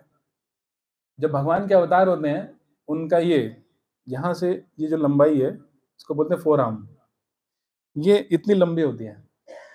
आप देखिए आपकी नहीं होगी, छोटी होगी, क्योंकि चैतन्य महाप्रभु यहाँ से यहाँ तक, इसको फोर आर्म बोलते हैं। तो फोर आर्म उनकी वेस्ट की हाइट का जितना होता है। चैतन्य महाप्रभु का वैसा था। ये भगवान के अवतार के लक्षण है। एक बार हम देख रहे थे स्टार प्लस पे एक डिबेट चल रहा था, तो 12 लोग वहां पे लड़ाई कर रहे थे आपस में। 12 के 12 बोल रहे थे कि मैं कल्कि का अवतार हूँ। प्रभात कहते थे कि भारत ऐसा देश है जहां पर अवतारों की फैक्ट्री लगी हुई है, बार बार अवतार आते रहते हैं। अब ऐसा क्यों होता है? क्योंकि भारत की जनता भी बहुत मूर्ख है। कोई भी अपने आप को भगवान बोलता है वो मान लेते हैं। थोड़ी सी कोई राख निकाल के दिखाए थे अभी ये भगवान है, तो उनको पता ही नहीं है कि भगवान को समझने का विज्ञान क्या है, उसके पीछे साइंस क्या है। तो भगवान की आकृति से समझ जाते हैं। भगवान जब भी अवतार लेते हैं उनका हाथ खड़े खड़े घुटने तक पहुंचेगा, यानी कि उनके जो फोर आर्म है इसकी लेंथ वेस्ट की लेंथ के बराबर होगी, इतने लंबे होते। तो आकृति से पहचान लिया रामानंद राय ने, तो पहचान लिया देखकर कि हाँ भाई आप भगवान का ही अवतार है, आप साधारण जीव नहीं है। और प्रकृति, प्रकृति मतलब उसका स्वभाव, तो उसके बारे में प्रभुपाद बता रहे हैं कि उनका स्वभाव क्या था कि चैतन्य महाप्रभु बहुत दयालु हैं। इतना दयालु कौन होगा कि वो एक शुद्ध सन्यासी होकर एक शूद्र को गले लगा रहे हैं, है ना। देखिए बाद में हम देखते हैं चैतन्य महाप्रभु ने राजा प्रताप रुद्र को मिलने से मना कर दिया। बोले मैं सन्यासी हूँ, अगर मैं राजा से मिलूंगा तो मेरा नाम बदनाम हो जाएगा, सन्यासी को विषयी लोगों के बीच में नहीं जाना चाहिए। लेकिन रामानंद राय के साथ उन्होंने ऐसा नहीं बोला। तुरंत दंडवत प्रणाम कर रहे हुए थे रामानंद राय, उनको उठा के गले से लगा लिया। तो ये स्वभाव है, दयालु स्वभाव है उनका। तो बोलने कि आपका स्वभाव और आपकी आकृति से मैं बता सकता हूँ कि आप स्वयं कृष्ण है, आप भगवान है। रामानंद राय ने तुरंत पहचान लिया उनको कि वो स्वयं कृष्ण है। तो आगे आगे बढ़ते हैं हम थोड़ा और।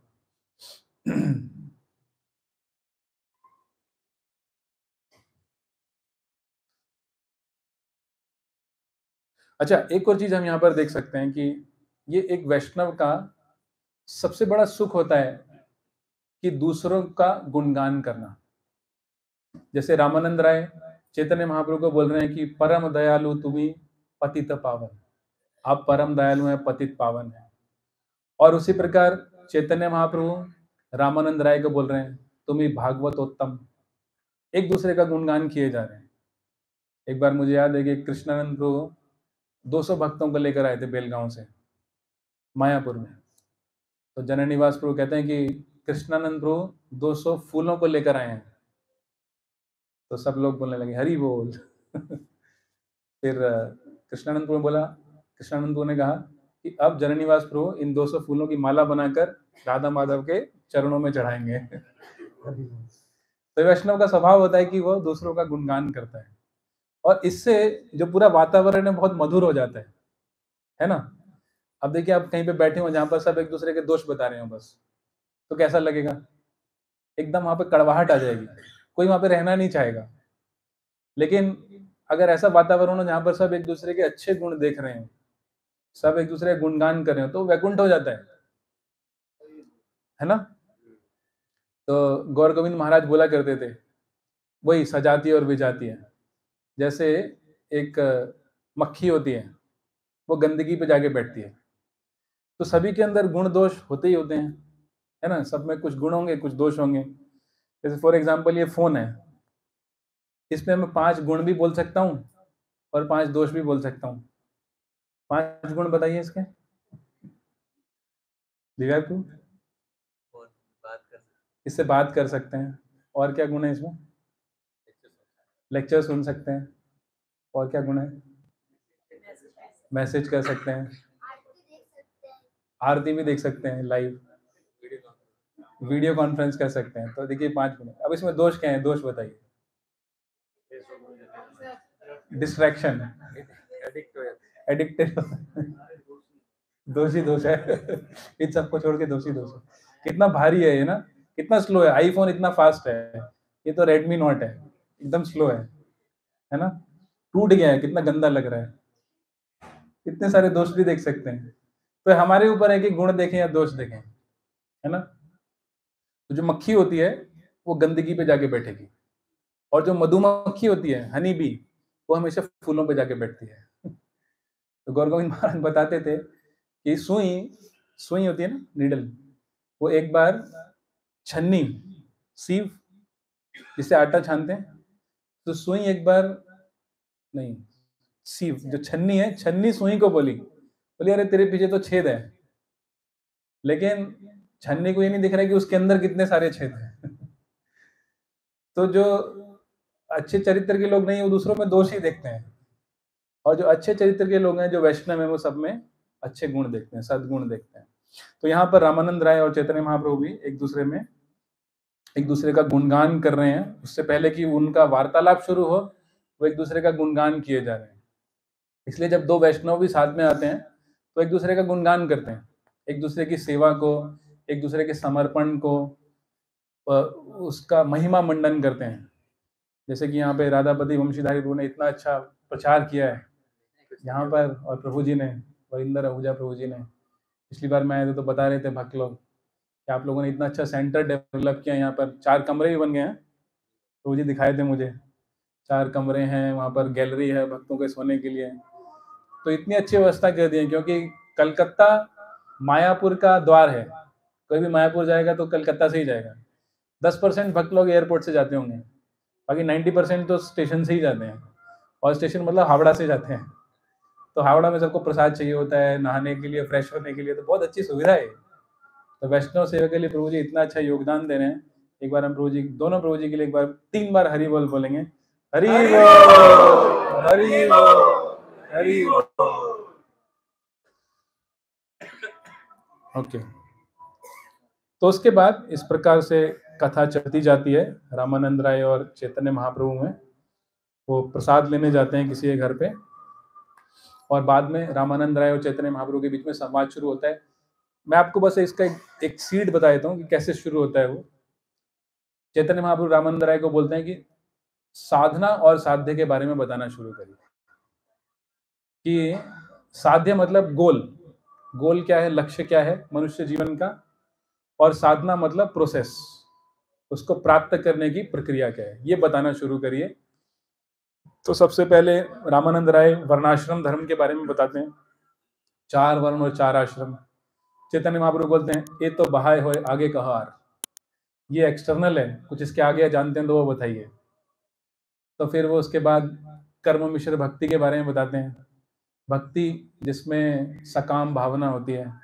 तो महाप्रभु बोलते हैं ये भी बाह्य है, और इसके आगे कुछ बताओ। तो फिर वो ज्ञान मिश्र भक्ति के बारे में बताते हैं, फिर ज्ञान मुक्त भक्ति के बारे में बताते हैं, फिर शुद्ध भक्ति के बारे में बताते हैं, फिर शुद्ध भक्ति में भी 5 रसों के बारे में बताते हैं, शांत रस, दास्य रस, वात्सल्य रस, साख्य रस, वात्सल्य रस, माधुर्य रस। फिर चैतन्य बाबू माधुर्य रस पे भी नहीं रुकते हैं, कहते हैं हाँ ये ठीक है, लेकिन इसके आगे कुछ और बताओ। तो रामानंद राय को अभी चक्कर आने लग जाता है, बोलता है इसके आगे कोई पूछ रहा है तो वो राधा रानी ही पूछ सकती हैं। इसके आगे कोई मनुष्य ना जानते हैं ना समझ सकते हैं इसके आगे। तो फिर वो राधा कृष्ण के संबंध के बारे में बताते हैं रामानंद राय, जो कि हम सार्वजनिक रूप से जिसपे हम चर्चा नहीं कर सकते हैं। हम चर्चा कर सकते हैं भगवान की जो लीला हुई, दामोदर लीला, तो ये मैं संक्षेप में बताकर फिर हम दामोदर अष्टकम गाएंगे। दिवाली का दिन था, और हुआ क्या था कि कृष्ण बहुत सारे घरों में जाकर माखन चोरी करते थे, और सब गोपियां आके शिकायतें करती थी यशोदा को कि कृष्ण आकर यहाँ पर माखन चोरी कर रहे हैं। तो यशोदा ने बोला अच्छा तुम ठीक है ना, तुम माखन रखती क्यों हो, माखन मत रखो। तो वो कहती हैं कि हाँ हाँ, हम माखन छुपा के रखते हैं, लेकिन ये पता नहीं कहाँ से ढूंढ लेता है, हम तो अंधेरे कमरे में रखती हैं। तो कहती है तुम अंधेरे कमरे में रखो, लेकिन ऊपर टांग के रखो जहां पर इसका हाथ ना पहुंचे, तो छोटा सा बच्चा है। तो वो कहती हैं, गोपियां कहते हैं कि जब हम ऊपर टांग के रखती है तो पत्थर मार के फोड़ देता है, थोड़ा सा खाता है, ज्यादा बेकार करके जाता है। तो वो कहती हैं कि अच्छा तुम ताला लगा दो कमरे में कि इसको मक्खन मिले ही ना। तो गोपियां कहती हैं कि जब इसको मक्खन नहीं मिलता ना, तो हमारे घर में आके हमारे बच्चों के नाक कान मरोड़ के चला जाता है, और वो जब वो रोते हैं तो इसको बहुत अच्छा लगता है। तो एक गोपी कहती है कि हमारे घर पे बच्चे नहीं है, तो ये उनके नाक कान भी नहीं मरोड़ सकता, ये वहां पे पेशाब करके चला जाता है। तो यशोदा कहती है अच्छा ठीक है, मैं अब कन्हैया को बाहर निकलने ही नहीं दूंगी, ना रहेगा बांस ना बजेगी बांसुरी। तो गोपियां कहती नहीं नहीं नहीं, ऐसा मत करना, हम तो मक्खन निकालते इसलिए कि कृष्णा आके चोरी करे, ऐसे कह के। तो अब ये यशोदा के मन में एक भावना आ जाती है कि जब ये गोपियां शिकायतें कर रही हैं, इनको तो बड़ा आनंद आ रहा है, लेकिन कृष्ण मेरे घर में तो कभी माखन चोरी करते नहीं है, अपना घर है, चोरी क्यों करेंगे, तो मुझे ही तो आनंद मिला ही नहीं। यशोदा के मन में है, किसी को बताया नहीं, लेकिन कृष्ण तो सर्वज्ञ हैं, वो जानते हैं। तो दिवाली के दिन कृष्ण डिसाइड करते हैं कि अब यशोदा को ये वाला आनंद देना होगा, शिकायत वाला, माखन चोरी वाला। तो उस दिन वो सो रहे होते हैं, और दिवाली के दिन हम लोग भी मिठाइयाँ बनाते हैं ना घर पे, तो यशोदा मैया सुबह सुबह जल्दी उठ जाती हैं, और उस दिन कृष्ण से भी पहले उठ जाती हैं। पहले बाकी दिन तो दोनों साथ में उठते थे, तो कृष्ण से पहले उठ जाती हैं और दूध को चढ़ा देती हैं, ताकि दूध उबाल के अच्छी अच्छी मिठाइयाँ बना सकें। जब कृष्ण उठते हैं तो देखते हैं माँ साथ में नहीं है, उनको बड़ा गुस्सा आता है कि मैं तो गोलोक वृंदावन से आया, और ये गोपी मुझे छोड़ के चली गई, हमें तो कोई पूछता ही नहीं है इस घर में, हमारी कोई वैल्यू नहीं है। तो बड़े गुस्से में वो उठ के चले जाते हैं, और वहां पर मदर मैया यशोदा दही को मथ रही हैं। तो भागवत में वर्णन आता है, जब वो दही को मथ रही हैं, साथ साथ वो गीत भी गा रही हैं कृष्ण की लीलाओं के, जय राधा माधव कुंज विहारी, और उनकी जो चूड़ियां हैं उस करताल की तरह बज रही हैं, छन छन छन, वो गीत गा रही हैं और साथ साथ सेवा भी चल रही है। तो प्रभुपाद वहां पर लिखते हैं, मुखे नाम हाथेर काम, हाथ से सेवा करनी चाहिए, मुख से भगवान का नाम लेते रहना चाहिए। तो 16 माला तो हमें जपमाला पे करनी है, बिना जपमाला के अनगिनत नाम ले सकते हैं ना। तो यशोदा मैया ऐसा सिखा रही है। अब कृष्ण देख रहे हैं कि एक तो मुझे छोड़कर आ गई, ऊपर से मैं यहाँ पे खड़ा हूँ, मेरी ओर देख भी नहीं रही है। यशोदा तो पूरे मग्न है दही को मथने में, और गीत गा रही हैं, और कृष्ण वहां पर खड़े हैं, वो कृष्ण को भी नहीं देख रहे हैं। तो भगवान से भी ज्यादा महत्वपूर्ण है भगवान की सेवा। भगवान की हम सेवा कर रहे हैं तो भगवान अपने आप ही आएंगे। देखो यशोदा सेवा कर रही है, देखो मुचकुंद ने सेवा करी थी, भगवान गुफा में आ गए उनको दर्शन देने के लिए। तो कृष्ण वहां पे खड़े हैं, वो कृष्ण को भी नहीं देख रही है, वो सब कर रही है। तो कृष्ण को लगा कि अब बहुत हो गया, हमारा बहुत अपमान हो गया, अब तो इस गोपी को मुझे ध्यान देना ही पड़ेगा। तो अपने हाथ से वो मथनी को पकड़ लेते हैं, और घूमते नहीं आगे। फिर यशोदा की जब मथनी नहीं चलती है, तब वो उनकी आंखें खुलती हैं, कौन है भाई। तब वो देखते हैं कि वहां पर कृष्ण खड़ा हुआ है, तो एकदम मुस्कुराने लगती हैं कि मेरा कान्हा अभी बहुत मजबूत हो गया है, इसने इतना मक्खन दही खाया है कि अब मैं मथनी चला रही हूँ तो पकड़ के चलाने नहीं दे रहा है, मतलब शक्तिशाली हो गया है ये। तो वो मथनी को रख के कृष्ण को अपनी गोद में उठा लेती हैं, गोद में बिठा लेती हैं और दूध पिलाने लगती हैं। तो वहां पर जो दूध उबल रहा था, वो दूध सोचने लगता है कि देखो यशोदा का जो वात्सल्य है वो असीमित है, अनलिमिटेड है, और कृष्ण की प्रेम के लिए जो भूख है वो भी अनलिमिटेड है। अब ये दोनों अगर आपस में लगे रहे, प्रेम एक दूसरे को देने में, मतलब यशोदा प्रेम दे रही है और कृष्ण प्रेम दूध के रूप में ग्रहण कर रहे हैं, तो ये तो चलता ही रहेगा। और मैं जो यहाँ पर उबल रहा हूँ मिठाई बनने के लिए, मेरा तो जीवन ही व्यर्थ हो गया भाई, मैं तो सेवा में लगा ही नहीं। भगवान की सेवा के बिना क्या है हमारा जीवन, व्यर्थ है जीवन। तो उसने सोचा मैं आत्महत्या कर लेता हूँ। तो उबल के नीचे जो आग लगी, अग्नि लगी हुई थी, चूल्हा, उसमें गिर गया वो। अब माताओं को पता होगा कि जब दूध उबल के चूल्हे में आ जाता है तो क्या होता है, स्मेल आती है। तो यशोदा को स्मेल आने लगी कि दूध जल गया है। उन्होंने कृष्ण को उठा के नीचे रखा और चले गए दूध के पास। अब कृष्ण को बहुत गुस्सा आया कि दूध क्या मुझसे भी बढ़कर है, मुझे नहीं, दूध को बचाने के लिए मुझे नीचे छोड़ दिया। तो कृष्ण ने कहा अब मैं कुछ ऐसी शरारत करूंगा कि हमेशा याद रखेगी। तो वो जो दही मथने के लिए पड़ी हुई थी, वहां पे एक पत्थर रखा था, उन्हें पत्थर से मार के उसको तोड़ दिया और दही पूरी वहां पर फैल गई। अब कृष्ण ने क्या किया, अब उनको लगा डर कि मैंने यशोदा के सारे प्लान, सारी योजनाओं को बेकार कर दिया है। यशोदा आएगी तो गुस्सा तो होगी होगी, पिटाई भी हो सकती है, भलाई इसी में कि इस कमरे से निकल के भागो। तो वो चल के उस दूसरे कमरे में जाके छुप गए और जो दही में पैर रख के गए थे तो दही के पैरों के निशान भी पड़ गए थे।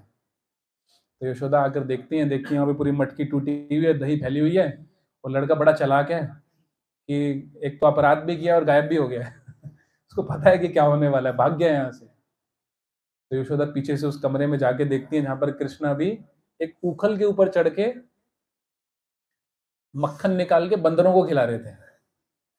तो उसमें हमारे आचार्यगण बताते हैं कि भगवान रामचंद्र सीता को ढूंढने आए थे, सीता को ढूंढ रहे थे, तो वानरों ने उनकी बहुत सहायता करी। लेकिन उस समय भगवान तो वनवासी थे, उनके पास कुछ था नहीं देने के लिए बंदरों को। तो वही बंदर फिर से वृंदावन में आए। अब कृष्ण ने सोचा कि पिछले जन्मों का उपकार है इनका मेरे ऊपर, मैं इनको अपने हाथ से मक्खन खिलाऊंगा। आप कल्पना कर सकते हैं भगवान के हाथ से मक्खन खिलाना, कोई खाए तो कितना मजा आएगा। हम लोग भगवान को खिलाते हैं, भगवान अपने हाथ से बंदरों को मक्खन खिला रहे हैं, तो बंदरों की तो मौज ही मौज, वो भी कहीं कहीं और क्यों जाएंगे। थोड़ी देर बाद बंदरों का भी मन भर गया, कितना खाएंगे वो। तो कृष्ण ने मक्खन उठाया और जमीन पे फेंकने लगे, बोले मक्खन इतना खराब है, इसको बंदर भी नहीं खाते। तो यशोदा ये सब देख रही है पीछे से, और कृष्ण ने तो यशोदा को देखा नहीं, बंदरों ने देख लिया। तो बंदर पहले आगे आगे भागने लगे। अब बंदरों को भागते देखकर कृष्ण ने देखा कि कुछ तो गड़बड़ है। तब उन्होंने देखा कि यशोदा के हाथ में डंडा भी है। कि आज तो खैर नहीं है हमारी। तो यशोदा पीछे पीछे कृष्ण के पीछे पीछे भाग रही हैं और कृष्ण आगे आगे भाग रहे हैं। तो कृष्ण यशोदा के बालों में फूल लगे हुए थे, क्या बोलते हैं उसको, कजरा। हाँ, कजरा लगा हुआ था। तो वो फूल गिरने लगे। तो हमारे आचार्य ने उस पर भी टीका करते हैं कि क्यों फूल गिरे। तो फूल सोचने लगे कि देखो यशोदा इतनी मेहनत कर रही है कृष्ण को पकड़ने के लिए, और हम इसके सिर पे चढ़ के बोझ ही बढ़ा रहे हैं, तो हमें गिर जाना चाहिए ताकि यशोदा अच्छे से भाग सके। कुछ फूल सोचने लगे कि अभी भगवान पकड़े जाएंगे, उनको बांधा जाएगा, उनकी पिटाई होगी, नहीं नहीं हम ये नहीं देख सकते हैं, इससे अच्छा हम यहीं पर ही रह जाते हैं। तो वो भी यशोदा के सिर से गिर गए इस प्रकार से। तो वहां पर यशोदा भाग रही है कृष्ण के पीछे। अब कृष्ण को पता था कि अगर घर में पकड़े गए तो ज्यादा पिटाई होगी। तो बच्चों की जब पिटाई होती है तो वो कहाँ जाते हैं, वो पब्लिक में जाते हैं, पड़ोसी के पास या दादा दादी के पास। दादा दादी नाना नानी, वो थोड़े कम पिटाई होती है फिर वहां पर, बच्चों को फार्मूला पता होता है। तो कृष्ण को भी फार्मूला पता था। तो वो घर के बाहर की ओर निकल के भागने लगे और यशोदा बाहर भी पीछे पीछे भाग रही हैं। तो वहां से देवता लोग देख रहे हैं कि परम ब्रह्म, जिनके पीछे योगी करोड़ों जन्मों तक तपस्या करते हैं, उनको पकड़ नहीं पाते, क्या ये अनपढ़ यशोदा उनको पकड़ पाएगी, जिसको कोई वेद शास्त्रों में ज्ञान नहीं है। अंतास्तु कोटि शत वत्सर संप्रगम्यो वायोरथापि मनसो मुनि पुंगवा नाम। तो जो मुनि पुंगव हैं, जो कई कई जन्मों तक, कई कई वर्षों तक भगवान को पकड़ने का प्रयास करते हैं, वो नहीं पकड़ पाते हैं, तो क्या ये यशोदा पकड़ पाएगी। वो देख रहे हैं ऊपर से आकाश से, और क्या होने वाला है वो देख रहे हैं। तो भगवान देखते हैं कि यशोदा इतनी मेहनत कर रही है मुझे पकड़ने के लिए, अब तो मुझे इसके हाथ में आ जाना चाहिए। तो वहां पर थे भगवान, यशोदा पूरा पसीना पसीना हो गई है और पकड़ नहीं पा रही है उनको। लेकिन जब भगवान डिसाइड करते हैं तो वो उनके हाथ में आ जाते हैं। अब यशोदा उनको पकड़ के लेकर आती हैं अंदर। और क्योंकि अपराध दो लोगों ने किया था, कृष्ण ने और उखल ने। जिस उखल पे कृष्ण चढ़े हुए थे वहीं से तो मक्खन चोरी हुआ ना। तो यशोदा कहती है कि दोनों को दंड मिलना चाहिए, तो मैं इसको उखल से ही बांध दूंगी। तो उखल से बांधने लगती हैं। अब जब बांधती हैं तो एक और चमत्कार होता है कि वो जो रस्सी होती है वो हमेशा 2 उंगली छोटी पड़ जाती है। तो कितना भी रस्सी उसमें जोड़ती रहती हैं, वो कृष्ण को बांध ही नहीं पाती हैं। यशोदा को आश्चर्य होता है, वो हंसने भी लग जाती है कि उनके घर पे 9 लाख गायें थी, सब 9 लाख गायों की जो रस्सी थी सब लेकर आ जाती है, सब जोड़ लेती हैं, फिर भी वो कृष्ण को बांध नहीं पा रही है। तो आचार्यगण बताते हैं कि वो जो 2 उंगली छोटी थी, वो 2 उंगली क्या थी? वो 2 उंगलियां हमारा प्रयास और भगवान की कृपा। जब हमारा प्रयास होता है और भगवान की कृपा होती है, तब भगवान हमारी भक्ति के रस्सी में बंध जाते हैं।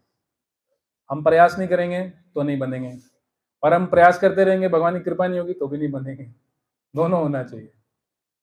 तो दोनों के अच्छे मेल जोल से, यशोदा के प्रयास से और भगवान की कृपा, यशोदा कहती हैं कि तुम बंदर जैसी हरकत, तुम बंदरों के साथ ज्यादा रहने लगे हो, इसलिए तुम बंदर जैसी हरकतें कर रहे हो।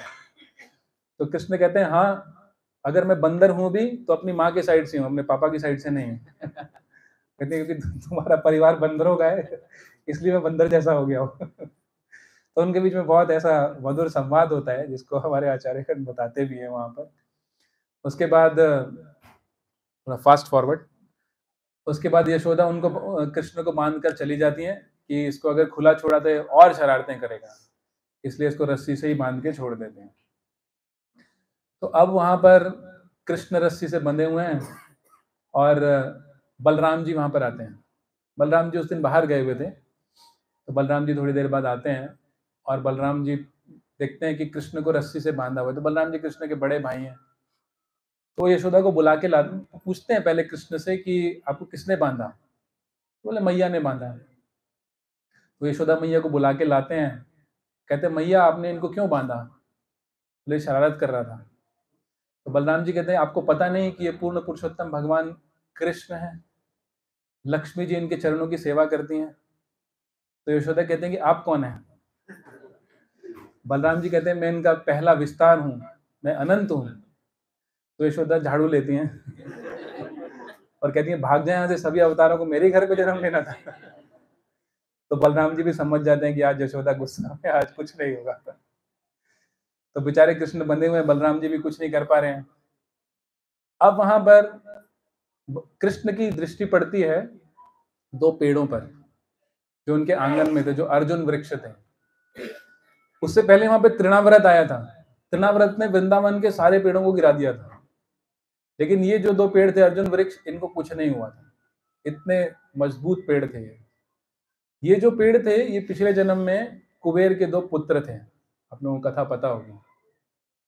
तो कृष्ण को याद आता है कि मेरे भक्त नारद ने वचन दिया था कि मैं अवतरित होकर इन दोनों का उद्धार करूंगा। आप उस घटना को पढ़ेंगे, जब नारद मुनि ने उन दोनों को श्राप दिया, तो आप देखेंगे कि नारद मुनि उन दोनों भाइयों को बोलते हैं कि कृष्ण जब अवतरित होंगे तो वो आपका उद्धार करेंगे। नारद ने कृष्ण से पूछा भी नहीं कि आप आएंगे या नहीं आएंगे, उन्होंने ब्लैंक चेक दे दिया कि कृष्ण आएंगे और आपका उद्धार करेंगे। तो ये शुद्ध भक्त के शब्दों की शक्ति है। अगर शुद्ध भक्त कुछ बोल दे तो वो होके रहेगा, भगवान को भी वो करना पड़ेगा। श्री प्रभुपाद की जय। तो भगवान को भी करना पड़ेगा। तो नारद मुनि ने वचन दे दिया कि कृष्ण अवतार लेकर आपका उद्धार करेंगे, तो करेंगे ही करेंगे। तो कृष्ण को नारद मुनि का वचन याद आता है और वो उखल पीछे बंधा हुआ है, लेकिन वो रेंगते रेंगते जाते हैं, दोनों पेड़ों के बीच में से चले जाते हैं। अच्छा, उखल होता है थोड़ा बड़ा, उखल बीच में से नहीं जा पाता है, तो उखल अटक जाता है और भगवान उखल को जोर से खींचते हैं। जैसे ही खींचते हैं, धाम करके जोर से आवाज होती है और दोनों पेड़ नीचे गिर जाते हैं। जब पेड़ गिरते हैं तो दोनों पेड़ों के बीच में से बहुत सुंदर देवता प्रकट होते हैं, सूर्य के समान देवता, और वो हाथ जोड़कर भगवान से प्रार्थना करने लगते हैं। तो ये हम दामोदर अष्टकम में गाएंगे, जो उसका 7वां स्टैंजा है, उसमें आता है कुबेर आत्मा जो बद्ध मूर्ते वही अद्भुत, ये वो वाली कथा है। तो वो दोनों हाथ जोड़कर कृष्ण से प्रार्थना करते हैं और वो बताते हैं कि कैसे नारद मुनि की हमारे ऊपर कृपा हुई और हम कैसे अब हम शुद्ध भक्ति आपसे चाहते हैं और कुछ नहीं चाहते हैं। प्रार्थना करके वो दोनों तो चले जाते हैं, नल कुबेर और मणिग्रीव उनका नाम था, दोनों देवताओं का, वो चले जाते हैं। और कृष्ण यहाँ पर मुस्कुरा रहे हैं। क्यों मुस्कुरा रहे हैं? इसलिए मुस्कुरा रहे हैं कि देखो, मैंने तो इन दोनों का उद्धार कर दिया, इनको वृक्ष की योनि से मुक्त कर दिया, लेकिन मैं अभी भी रस्सी से बंधा हुआ हूं। कृष्ण अभी भी रस्सी से बंधे हुए हैं। और दूसरी बात वहां पर एक और है कि जो उखल है उसकी अपनी कोई योग्यता नहीं है, लेकिन भगवान उसका उपयोग करके वृक्षों का उद्धार कर रहे हैं। तो हमारे आचार्यगण भी ऐसे ही बताते हैं कि भगवान, हम लोगों की कोई योग्यता नहीं है लेकिन हम लोगों का उपयोग करके दूसरों का उद्धार करते हैं। जैसे उखल है, वो भगवान के हाथ में एक उपकरण था, एक इंस्ट्रूमेंट था, लेकिन भगवान ने उसको इंस्ट्रूमेंट की तरह यूज करके भी दूसरों का उद्धार कर दिया। तो इसी प्रकार हम लोग जब भगवान के हाथ में इंस्ट्रूमेंट बनते हैं तो भगवान हमें यूज करके भी बहुत कुछ करवा लेते हैं, है ना। जैसे भगवान रामचंद्र, वो लंका पार गए सेतु बना के, लेकिन हनुमान जी उड़ के ही चले गए। तो हनुमान जी वो कर दिखाए जो रामचंद्र भी नहीं कर पाए। रामचंद्र को चल के जाना पड़ा, पुल बना के, सेतु बंद करके, लेकिन हनुमान जी उड़ के ही चले गए। तो भगवान अपने भक्तों से ऐसा भी करवा लेते हैं जो वो खुद भी नहीं कर पाते। ये रामानंद राय संवाद ऐसा ही है कि चैतन्य महाप्रभु जब रामानंद राय से प्रश्न पूछते हैं तो रामानंद राय बोलते रहते हैं और वो कहते हैं कि मुझे भी नहीं पता मैं कैसे बोल रहा हूँ, मेरी जीभ वीणा के जैसे है और आप उस वीणा को बजाने वाले एक संगीतज्ञ हैं। तो भगवान ऐसे ही भक्तों का उपयोग करते रहते हैं और भक्तों से बड़ी बड़ी सेवाएं करा लेते हैं जो उनके हाथ में उपकरण बनने को तैयार है, इंस्ट्रूमेंट बनने को तैयार है। तो उसके लिए अपने अहंकार को छोड़ना होता है। तो अहंकार को छोड़ने के बाद भगवान बहुत कुछ कराते हैं हमसे। तो इस प्रकार से ये दोनों देवतागण चले गए और जब पेड़ गिरे थे तो बहुत बड़ा धमाका हुआ आसपास। तो नंद महाराज वहां पर भागे भागे आए कृष्ण के बाबा और पूछने लगे वहां पर कि ये पेड़ कैसे गिर गए हैं। तो वहां पे छोटे बच्चे खड़े थे आसपास में, उन्होंने बताया कि कृष्ण ने ऐसे खींचा और ये दोनों पेड़ गिर गए उखल में। और दो देवता निकले, उन्होंने कृष्ण को प्रणाम किया, प्रार्थनाएं करी और वो चले गए। तो नंद महाराज कहते भग, पागल कहीं गए, ऐसा भी कभी होता है देवता निकलेंगे पेड़ से और ये छोटा सा कृष्ण, ये कभी पेड़ों को गिराएगा? नंद महाराज को बिल्कुल भी विश्वास नहीं हुआ। ये वृंदावन की महिमा है कि वहां पे भगवान को भगवान नहीं मानते हैं हम लोग भी भगवान को नहीं समझते हैं क्योंकि हम महामाया में हैं, और वृंदावन में भी भक्त लोग वो भगवान को नहीं समझते क्योंकि वो योग माया में है। तो वृंदावन और यहाँ भौतिक जगत दोनों में भगवान को भगवान नहीं समझते हैं, बट कारण अलग है। यहाँ पर हम भगवान को भगवान नहीं समझते क्योंकि माया में है, महामाया में। और वृंदावन में भगवान को भगवान नहीं समझते क्योंकि वो योग माया में है। अंतर है दोनों में। तो नंद महाराज फिर बोलने लगे कि तुम्हें किसने बांधा है? तो कृष्ण रोने लगे कि मैया ने बांधा है। नंद महाराज उनकी रस्सी खोल लेते हैं और वो बोलते हैं कि कृष्ण बोलते हैं कि मैं मैया से अभी कभी बात नहीं करूंगा, कभी उनके पास नहीं जाऊंगा। तो नंद महाराज कहते हैं हाँ ठीक है, अब तुम कभी उनके पास मत जाना, तो मेरी गोद में रहना, मेरे साथ ही रहना। तो थोड़ी देर बाद यशोदा आके रोने लग जाती हैं। तो नंद महाराज उनको कहते हैं देखो तुम्हारी माँ रो रही है, अब तो जाओगे? तो मुंह फेर लेते हैं, बोले नहीं जाऊंगा, उन्होंने मुझे रस्सी से बांधा, मैं कभी नहीं जाऊंगा इनके पास। तो शाम हो जाती है और यशोदा कुछ नहीं खाती है। दिवाली का दिन था, फास्टिंग चल रही है उपवास चल रहा है यशोदा का। तो शाम को जब वो कुछ नहीं खाती है, फिर नंद महाराज उनको, कृष्ण को आगे बताते हैं कि तुम्हारी मैया ने कुछ भी नहीं खाया सुबह से। फिर कृष्ण को लगता है कि अभी हो गया ज्यादा हो गया। फिर कृष्ण भागे भागे जाते हैं और यशोदा की गोद में जाकर लिपट जाते हैं। तो इस पूरी लीला से एक जो बहुत महत्वपूर्ण संदेश है वो ये है कि भगवान अपनी भक्ति के द्वारा बांधे जाते हैं। अगर हम शुद्ध भाव से, सेवा भाव से भगवान के पास जाते हैं तो भगवान केवल उसी से बन सकते हैं। बाकी जो योगी मुनि और इतने बड़े बड़े तपस्वी हैं वो कभी भी भगवान को पकड़ नहीं सकते हैं, भगवान को बांध नहीं सकते हैं। लेकिन भक्ति के भाव से एक छोटा सा भक्त भी, सामान्य सा भक्त भी भगवान को बांध सकता है।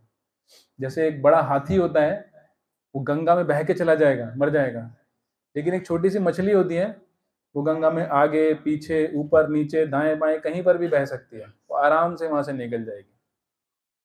तो इसलिए हमें शरणागति का भाव सीखना है। शरणागति के भाव से सीखकर हम भक्त बनेंगे और फिर भक्ति से हम भगवान को बांध सकते हैं। तो ये इस दामोदर अष्टकम का और इस पूरी दामोदर लीला का यही संदेश है। अब हम दामोदर अष्टकम गाएंगे पूरी, ठीक है? तो मैं यहीं पर एक कथा को विराम देता हूँ। हरे कृष्णा कृष्णा कृष्णा हरे हरे, हरे राम राम राम हरे हरे। किसी को कुछ पूछना है, कुछ कहना है?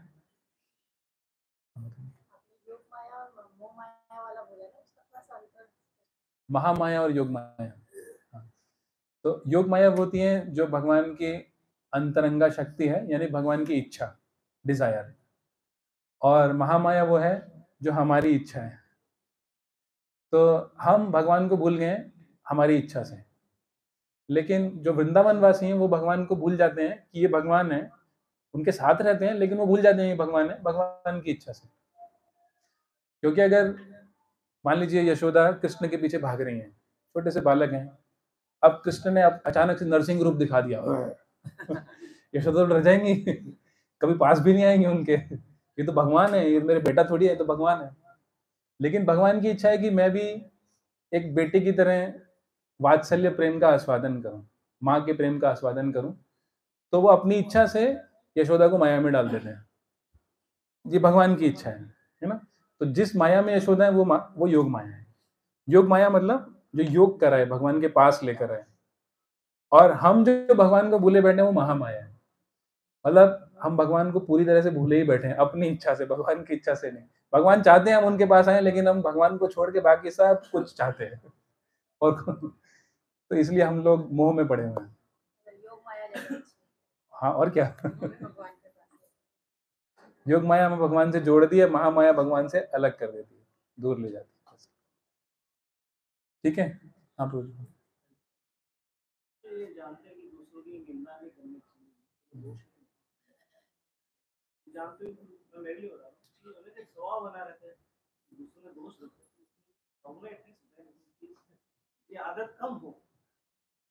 हाँ, बहुत अच्छा प्रश्न है जी, मेरे साथ भी ये प्रॉब्लम है। देखिए, वो जो 9 पॉइंट बताए ना मैंने पहले दामोदर मास में, ये 10वां सबसे महत्वपूर्ण है। एक व्रत लीजिए दामोदर में, कार्तिक मास में, कि हम किसी की निंदा नहीं करेंगे। तो कार्तिक मास के बाद आपको भगवान के दर्शन ही हो जाएंगे। आप बस निंदा मत करिए, क्योंकि निंदा करने से हम अपने आप को सुपीरियर समझते हैं, है ना। कि जैसे मान लीजिए मैं कहूँ कि इसको करताल बजाना नहीं आता, इसका मतलब मुझे आता है, तो उससे हम अपने आप को सुपीरियोरिटी फीलिंग आती है। तो अपने आप को सुपीरियर फील करने के लिए हम दूसरों की निंदा करते हैं। तो उसके लिए थोड़ा सा इंट्रोस्पेक्शन चाहिए। जैसे कि मैं बता रहा था ना कि वो छन्नी जो सीव है, वो नीडल को बोल गया तुम्हारे पीछे तो एक छेद है, लेकिन उसके अंदर कितने सारे छेद हैं। तो हमें थोड़ा इंट्रोस्पेक्शन चाहिए, थोड़ा सोचना विचार करना चाहिए कि हमारे अंदर भी बहुत सारी कमियां हैं। एक बार प्रभुपाद को एक भक्त ने लेटर लिखा, वो टेम्पल प्रेसिडेंट थे। प्रभुपाद ने लिखा कि इन भक्तों को सहन करते करते मैं पक गया हूं, और अब मैं टेम्पल प्रेसिडेंटशिप से रिजाइन करना चाहता हूँ, त्याग पत्र देना चाहता हूँ। तो प्रभुपाद ने उनको लेटर लिखा कि प्रभुपाद कि my dear son, you tolerate them just as I have been tolerating you. जैसे मैं आपको सहन कर रहा हूँ, आप भी उनको सहन करो। तो जब हम भक्ति में आगे नहीं बढ़ते हैं तो हमें लगता है कि हम बाकी सबको सहन कर रहे हैं, लेकिन अगर हम भक्ति में आगे बढ़ते हैं तो हमें पता चलता है कि बाकी लोग हमें सहन कर रहे हैं। तो हमें बहुत बड़ा बोझ है। तो थोड़ा हमें विचार करना चाहिए कि कितने भक्त लोग हमारी भक्ति में सहायता कर रहे हैं, कितना सपोर्ट मिल रहा है हमें, है ना। कितने भक्तों का योगदान है हमें यहाँ तक लाने में। ग्रेटिट्यूड, तो gratitude can counter act fault finding tendency, है ना। और दूसरी बात, ये भगवान को बहुत अच्छा लगता है कि जब हम भक्तों का गुणगान करते हैं। तो मत भक्ता पूजा भी अधिकार।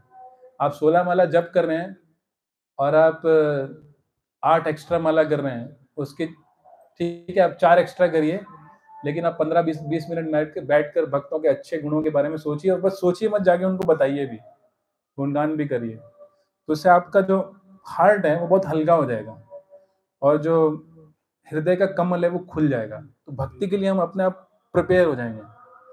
वी बिकम प्रिपेयर्ड फॉर भक्ति बाय ग्लोरिफिकेशन ऑफ डिवोटीज।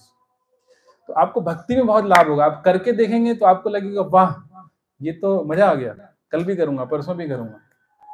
तो ग्लोरीफाई करिए डिवोटीज में। ठीक है बोलिए, अब दामोदर अष्टकम गाएं। ओके, तो यहीं से गाएंगे या वहां जाएंगे सामने? यहीं से गाएंगे। आप लोग उधर सब मुंह कर लीजिए, भगवान का दर्शन करिए अभी। सबके पास है दामोदर अष्टकम? व्हाट्सएप ग्रुप में है ना? हारमोनियम है क्या ब्रो? है तो ये बजाएंगे दामोदर अष्टकम। हाँ बजाइए ना।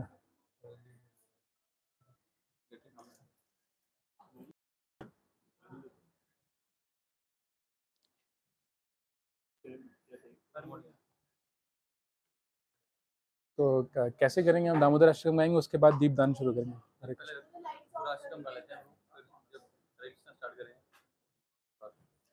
तो प्रभु जी कह रहे हैं हम कैसे करेंगे, पहले ये जो 8 स्टैंजा है दामोदर अष्टकम के वो गाएंगे, उसके बाद जब मैं हरे कृष्णा गाना शुरू करूंगा तब आप लोग दीपदान करना शुरू कर सकते हैं। तो दीपदान सबको करना आता ही होगा ना? 4 2 3 7 है ना? 4 बार भगवान के चरणों के पास, 2 बार उनके उदर में, 3 बार मुख पर और 7 बार पूरे शरीर पर दीप घुमाना है, क्लॉकवाइज, जैसे घड़ी चलती है वैसे।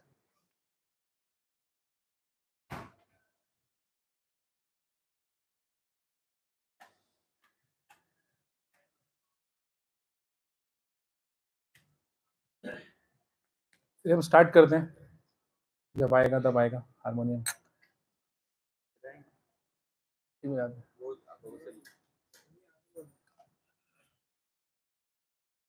ठीक है, 2 ताल। नमामीश्वरं सच्चिदानन्दरूपं लसत्कुण्डलं गोकुले भजमानं। नमामीश्वरं सच्चिदानन्दरूपं लसत्कुण्डलं गोकुले भजमानं।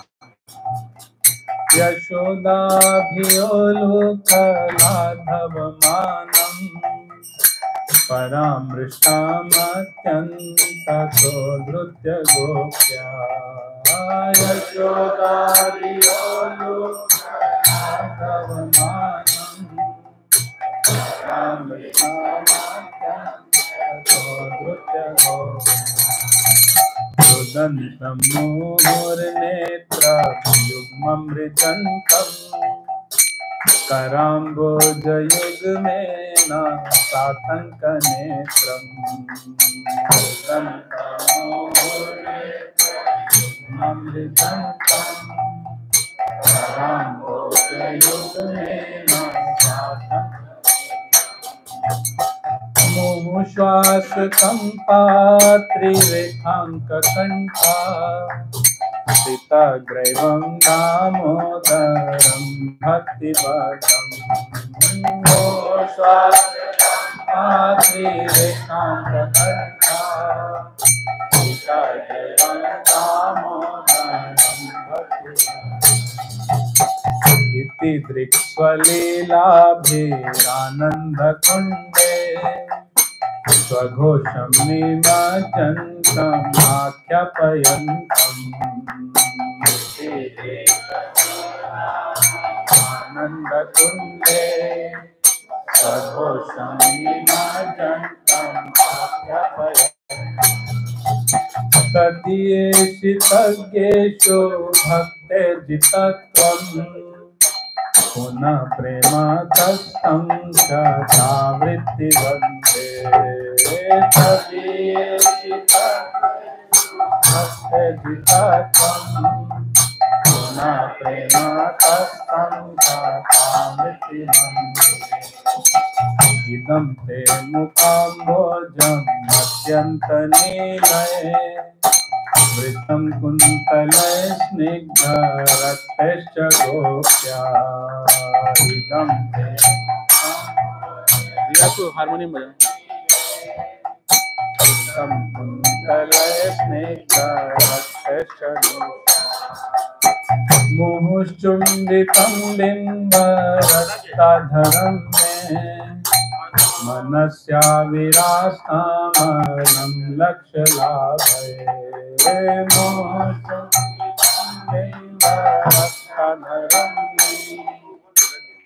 मनस्याविरास्तामलं लक्ष्यलाभये। वरम देव दामोदर अनंत विष्णु प्रसीद प्रभो दुःख जलधिमग्नम्।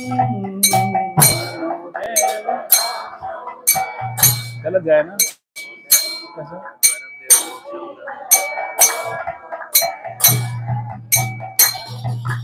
वरम देव मोक्षं न मोक्षवधिं वा न चान्यं वृणेऽहं वरेशादपीहा।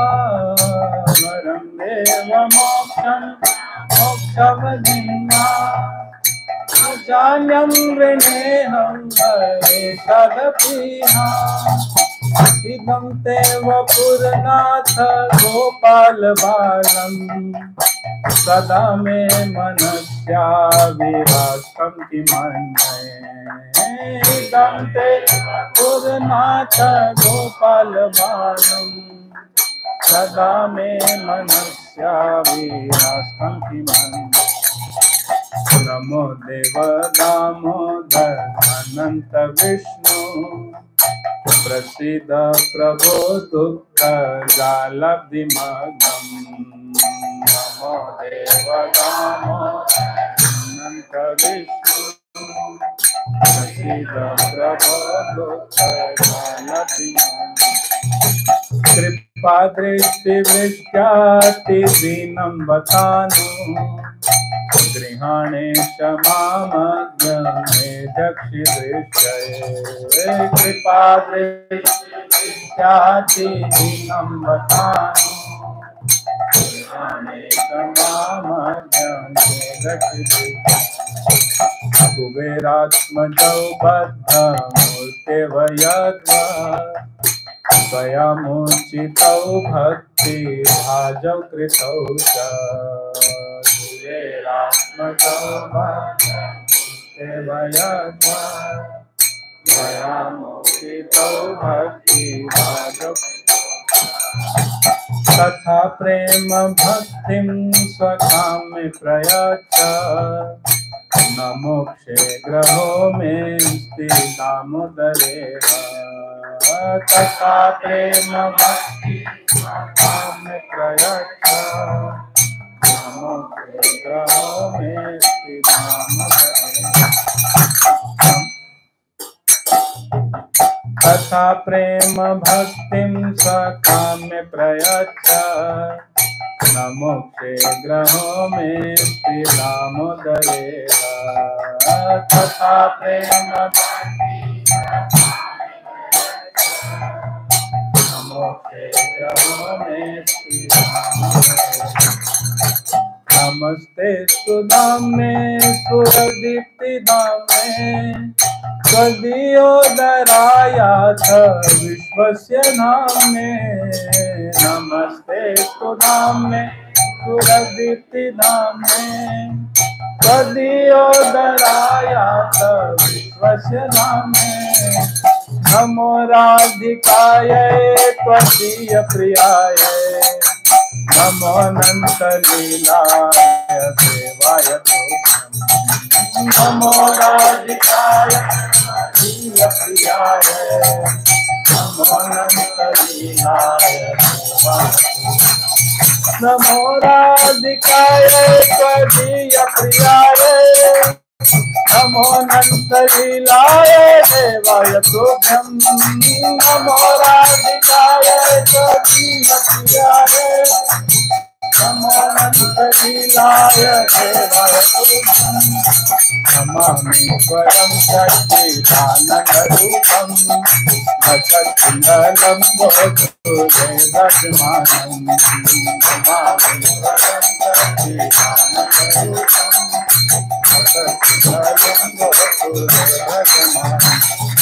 यशोदाभियोलोकनाथवमानं परामृतमत्यं ततो दृश्यगोप्या। यशोदाभियोलोकनाथवमानं परामृतमत्यं ततो दृश्यगोप्या।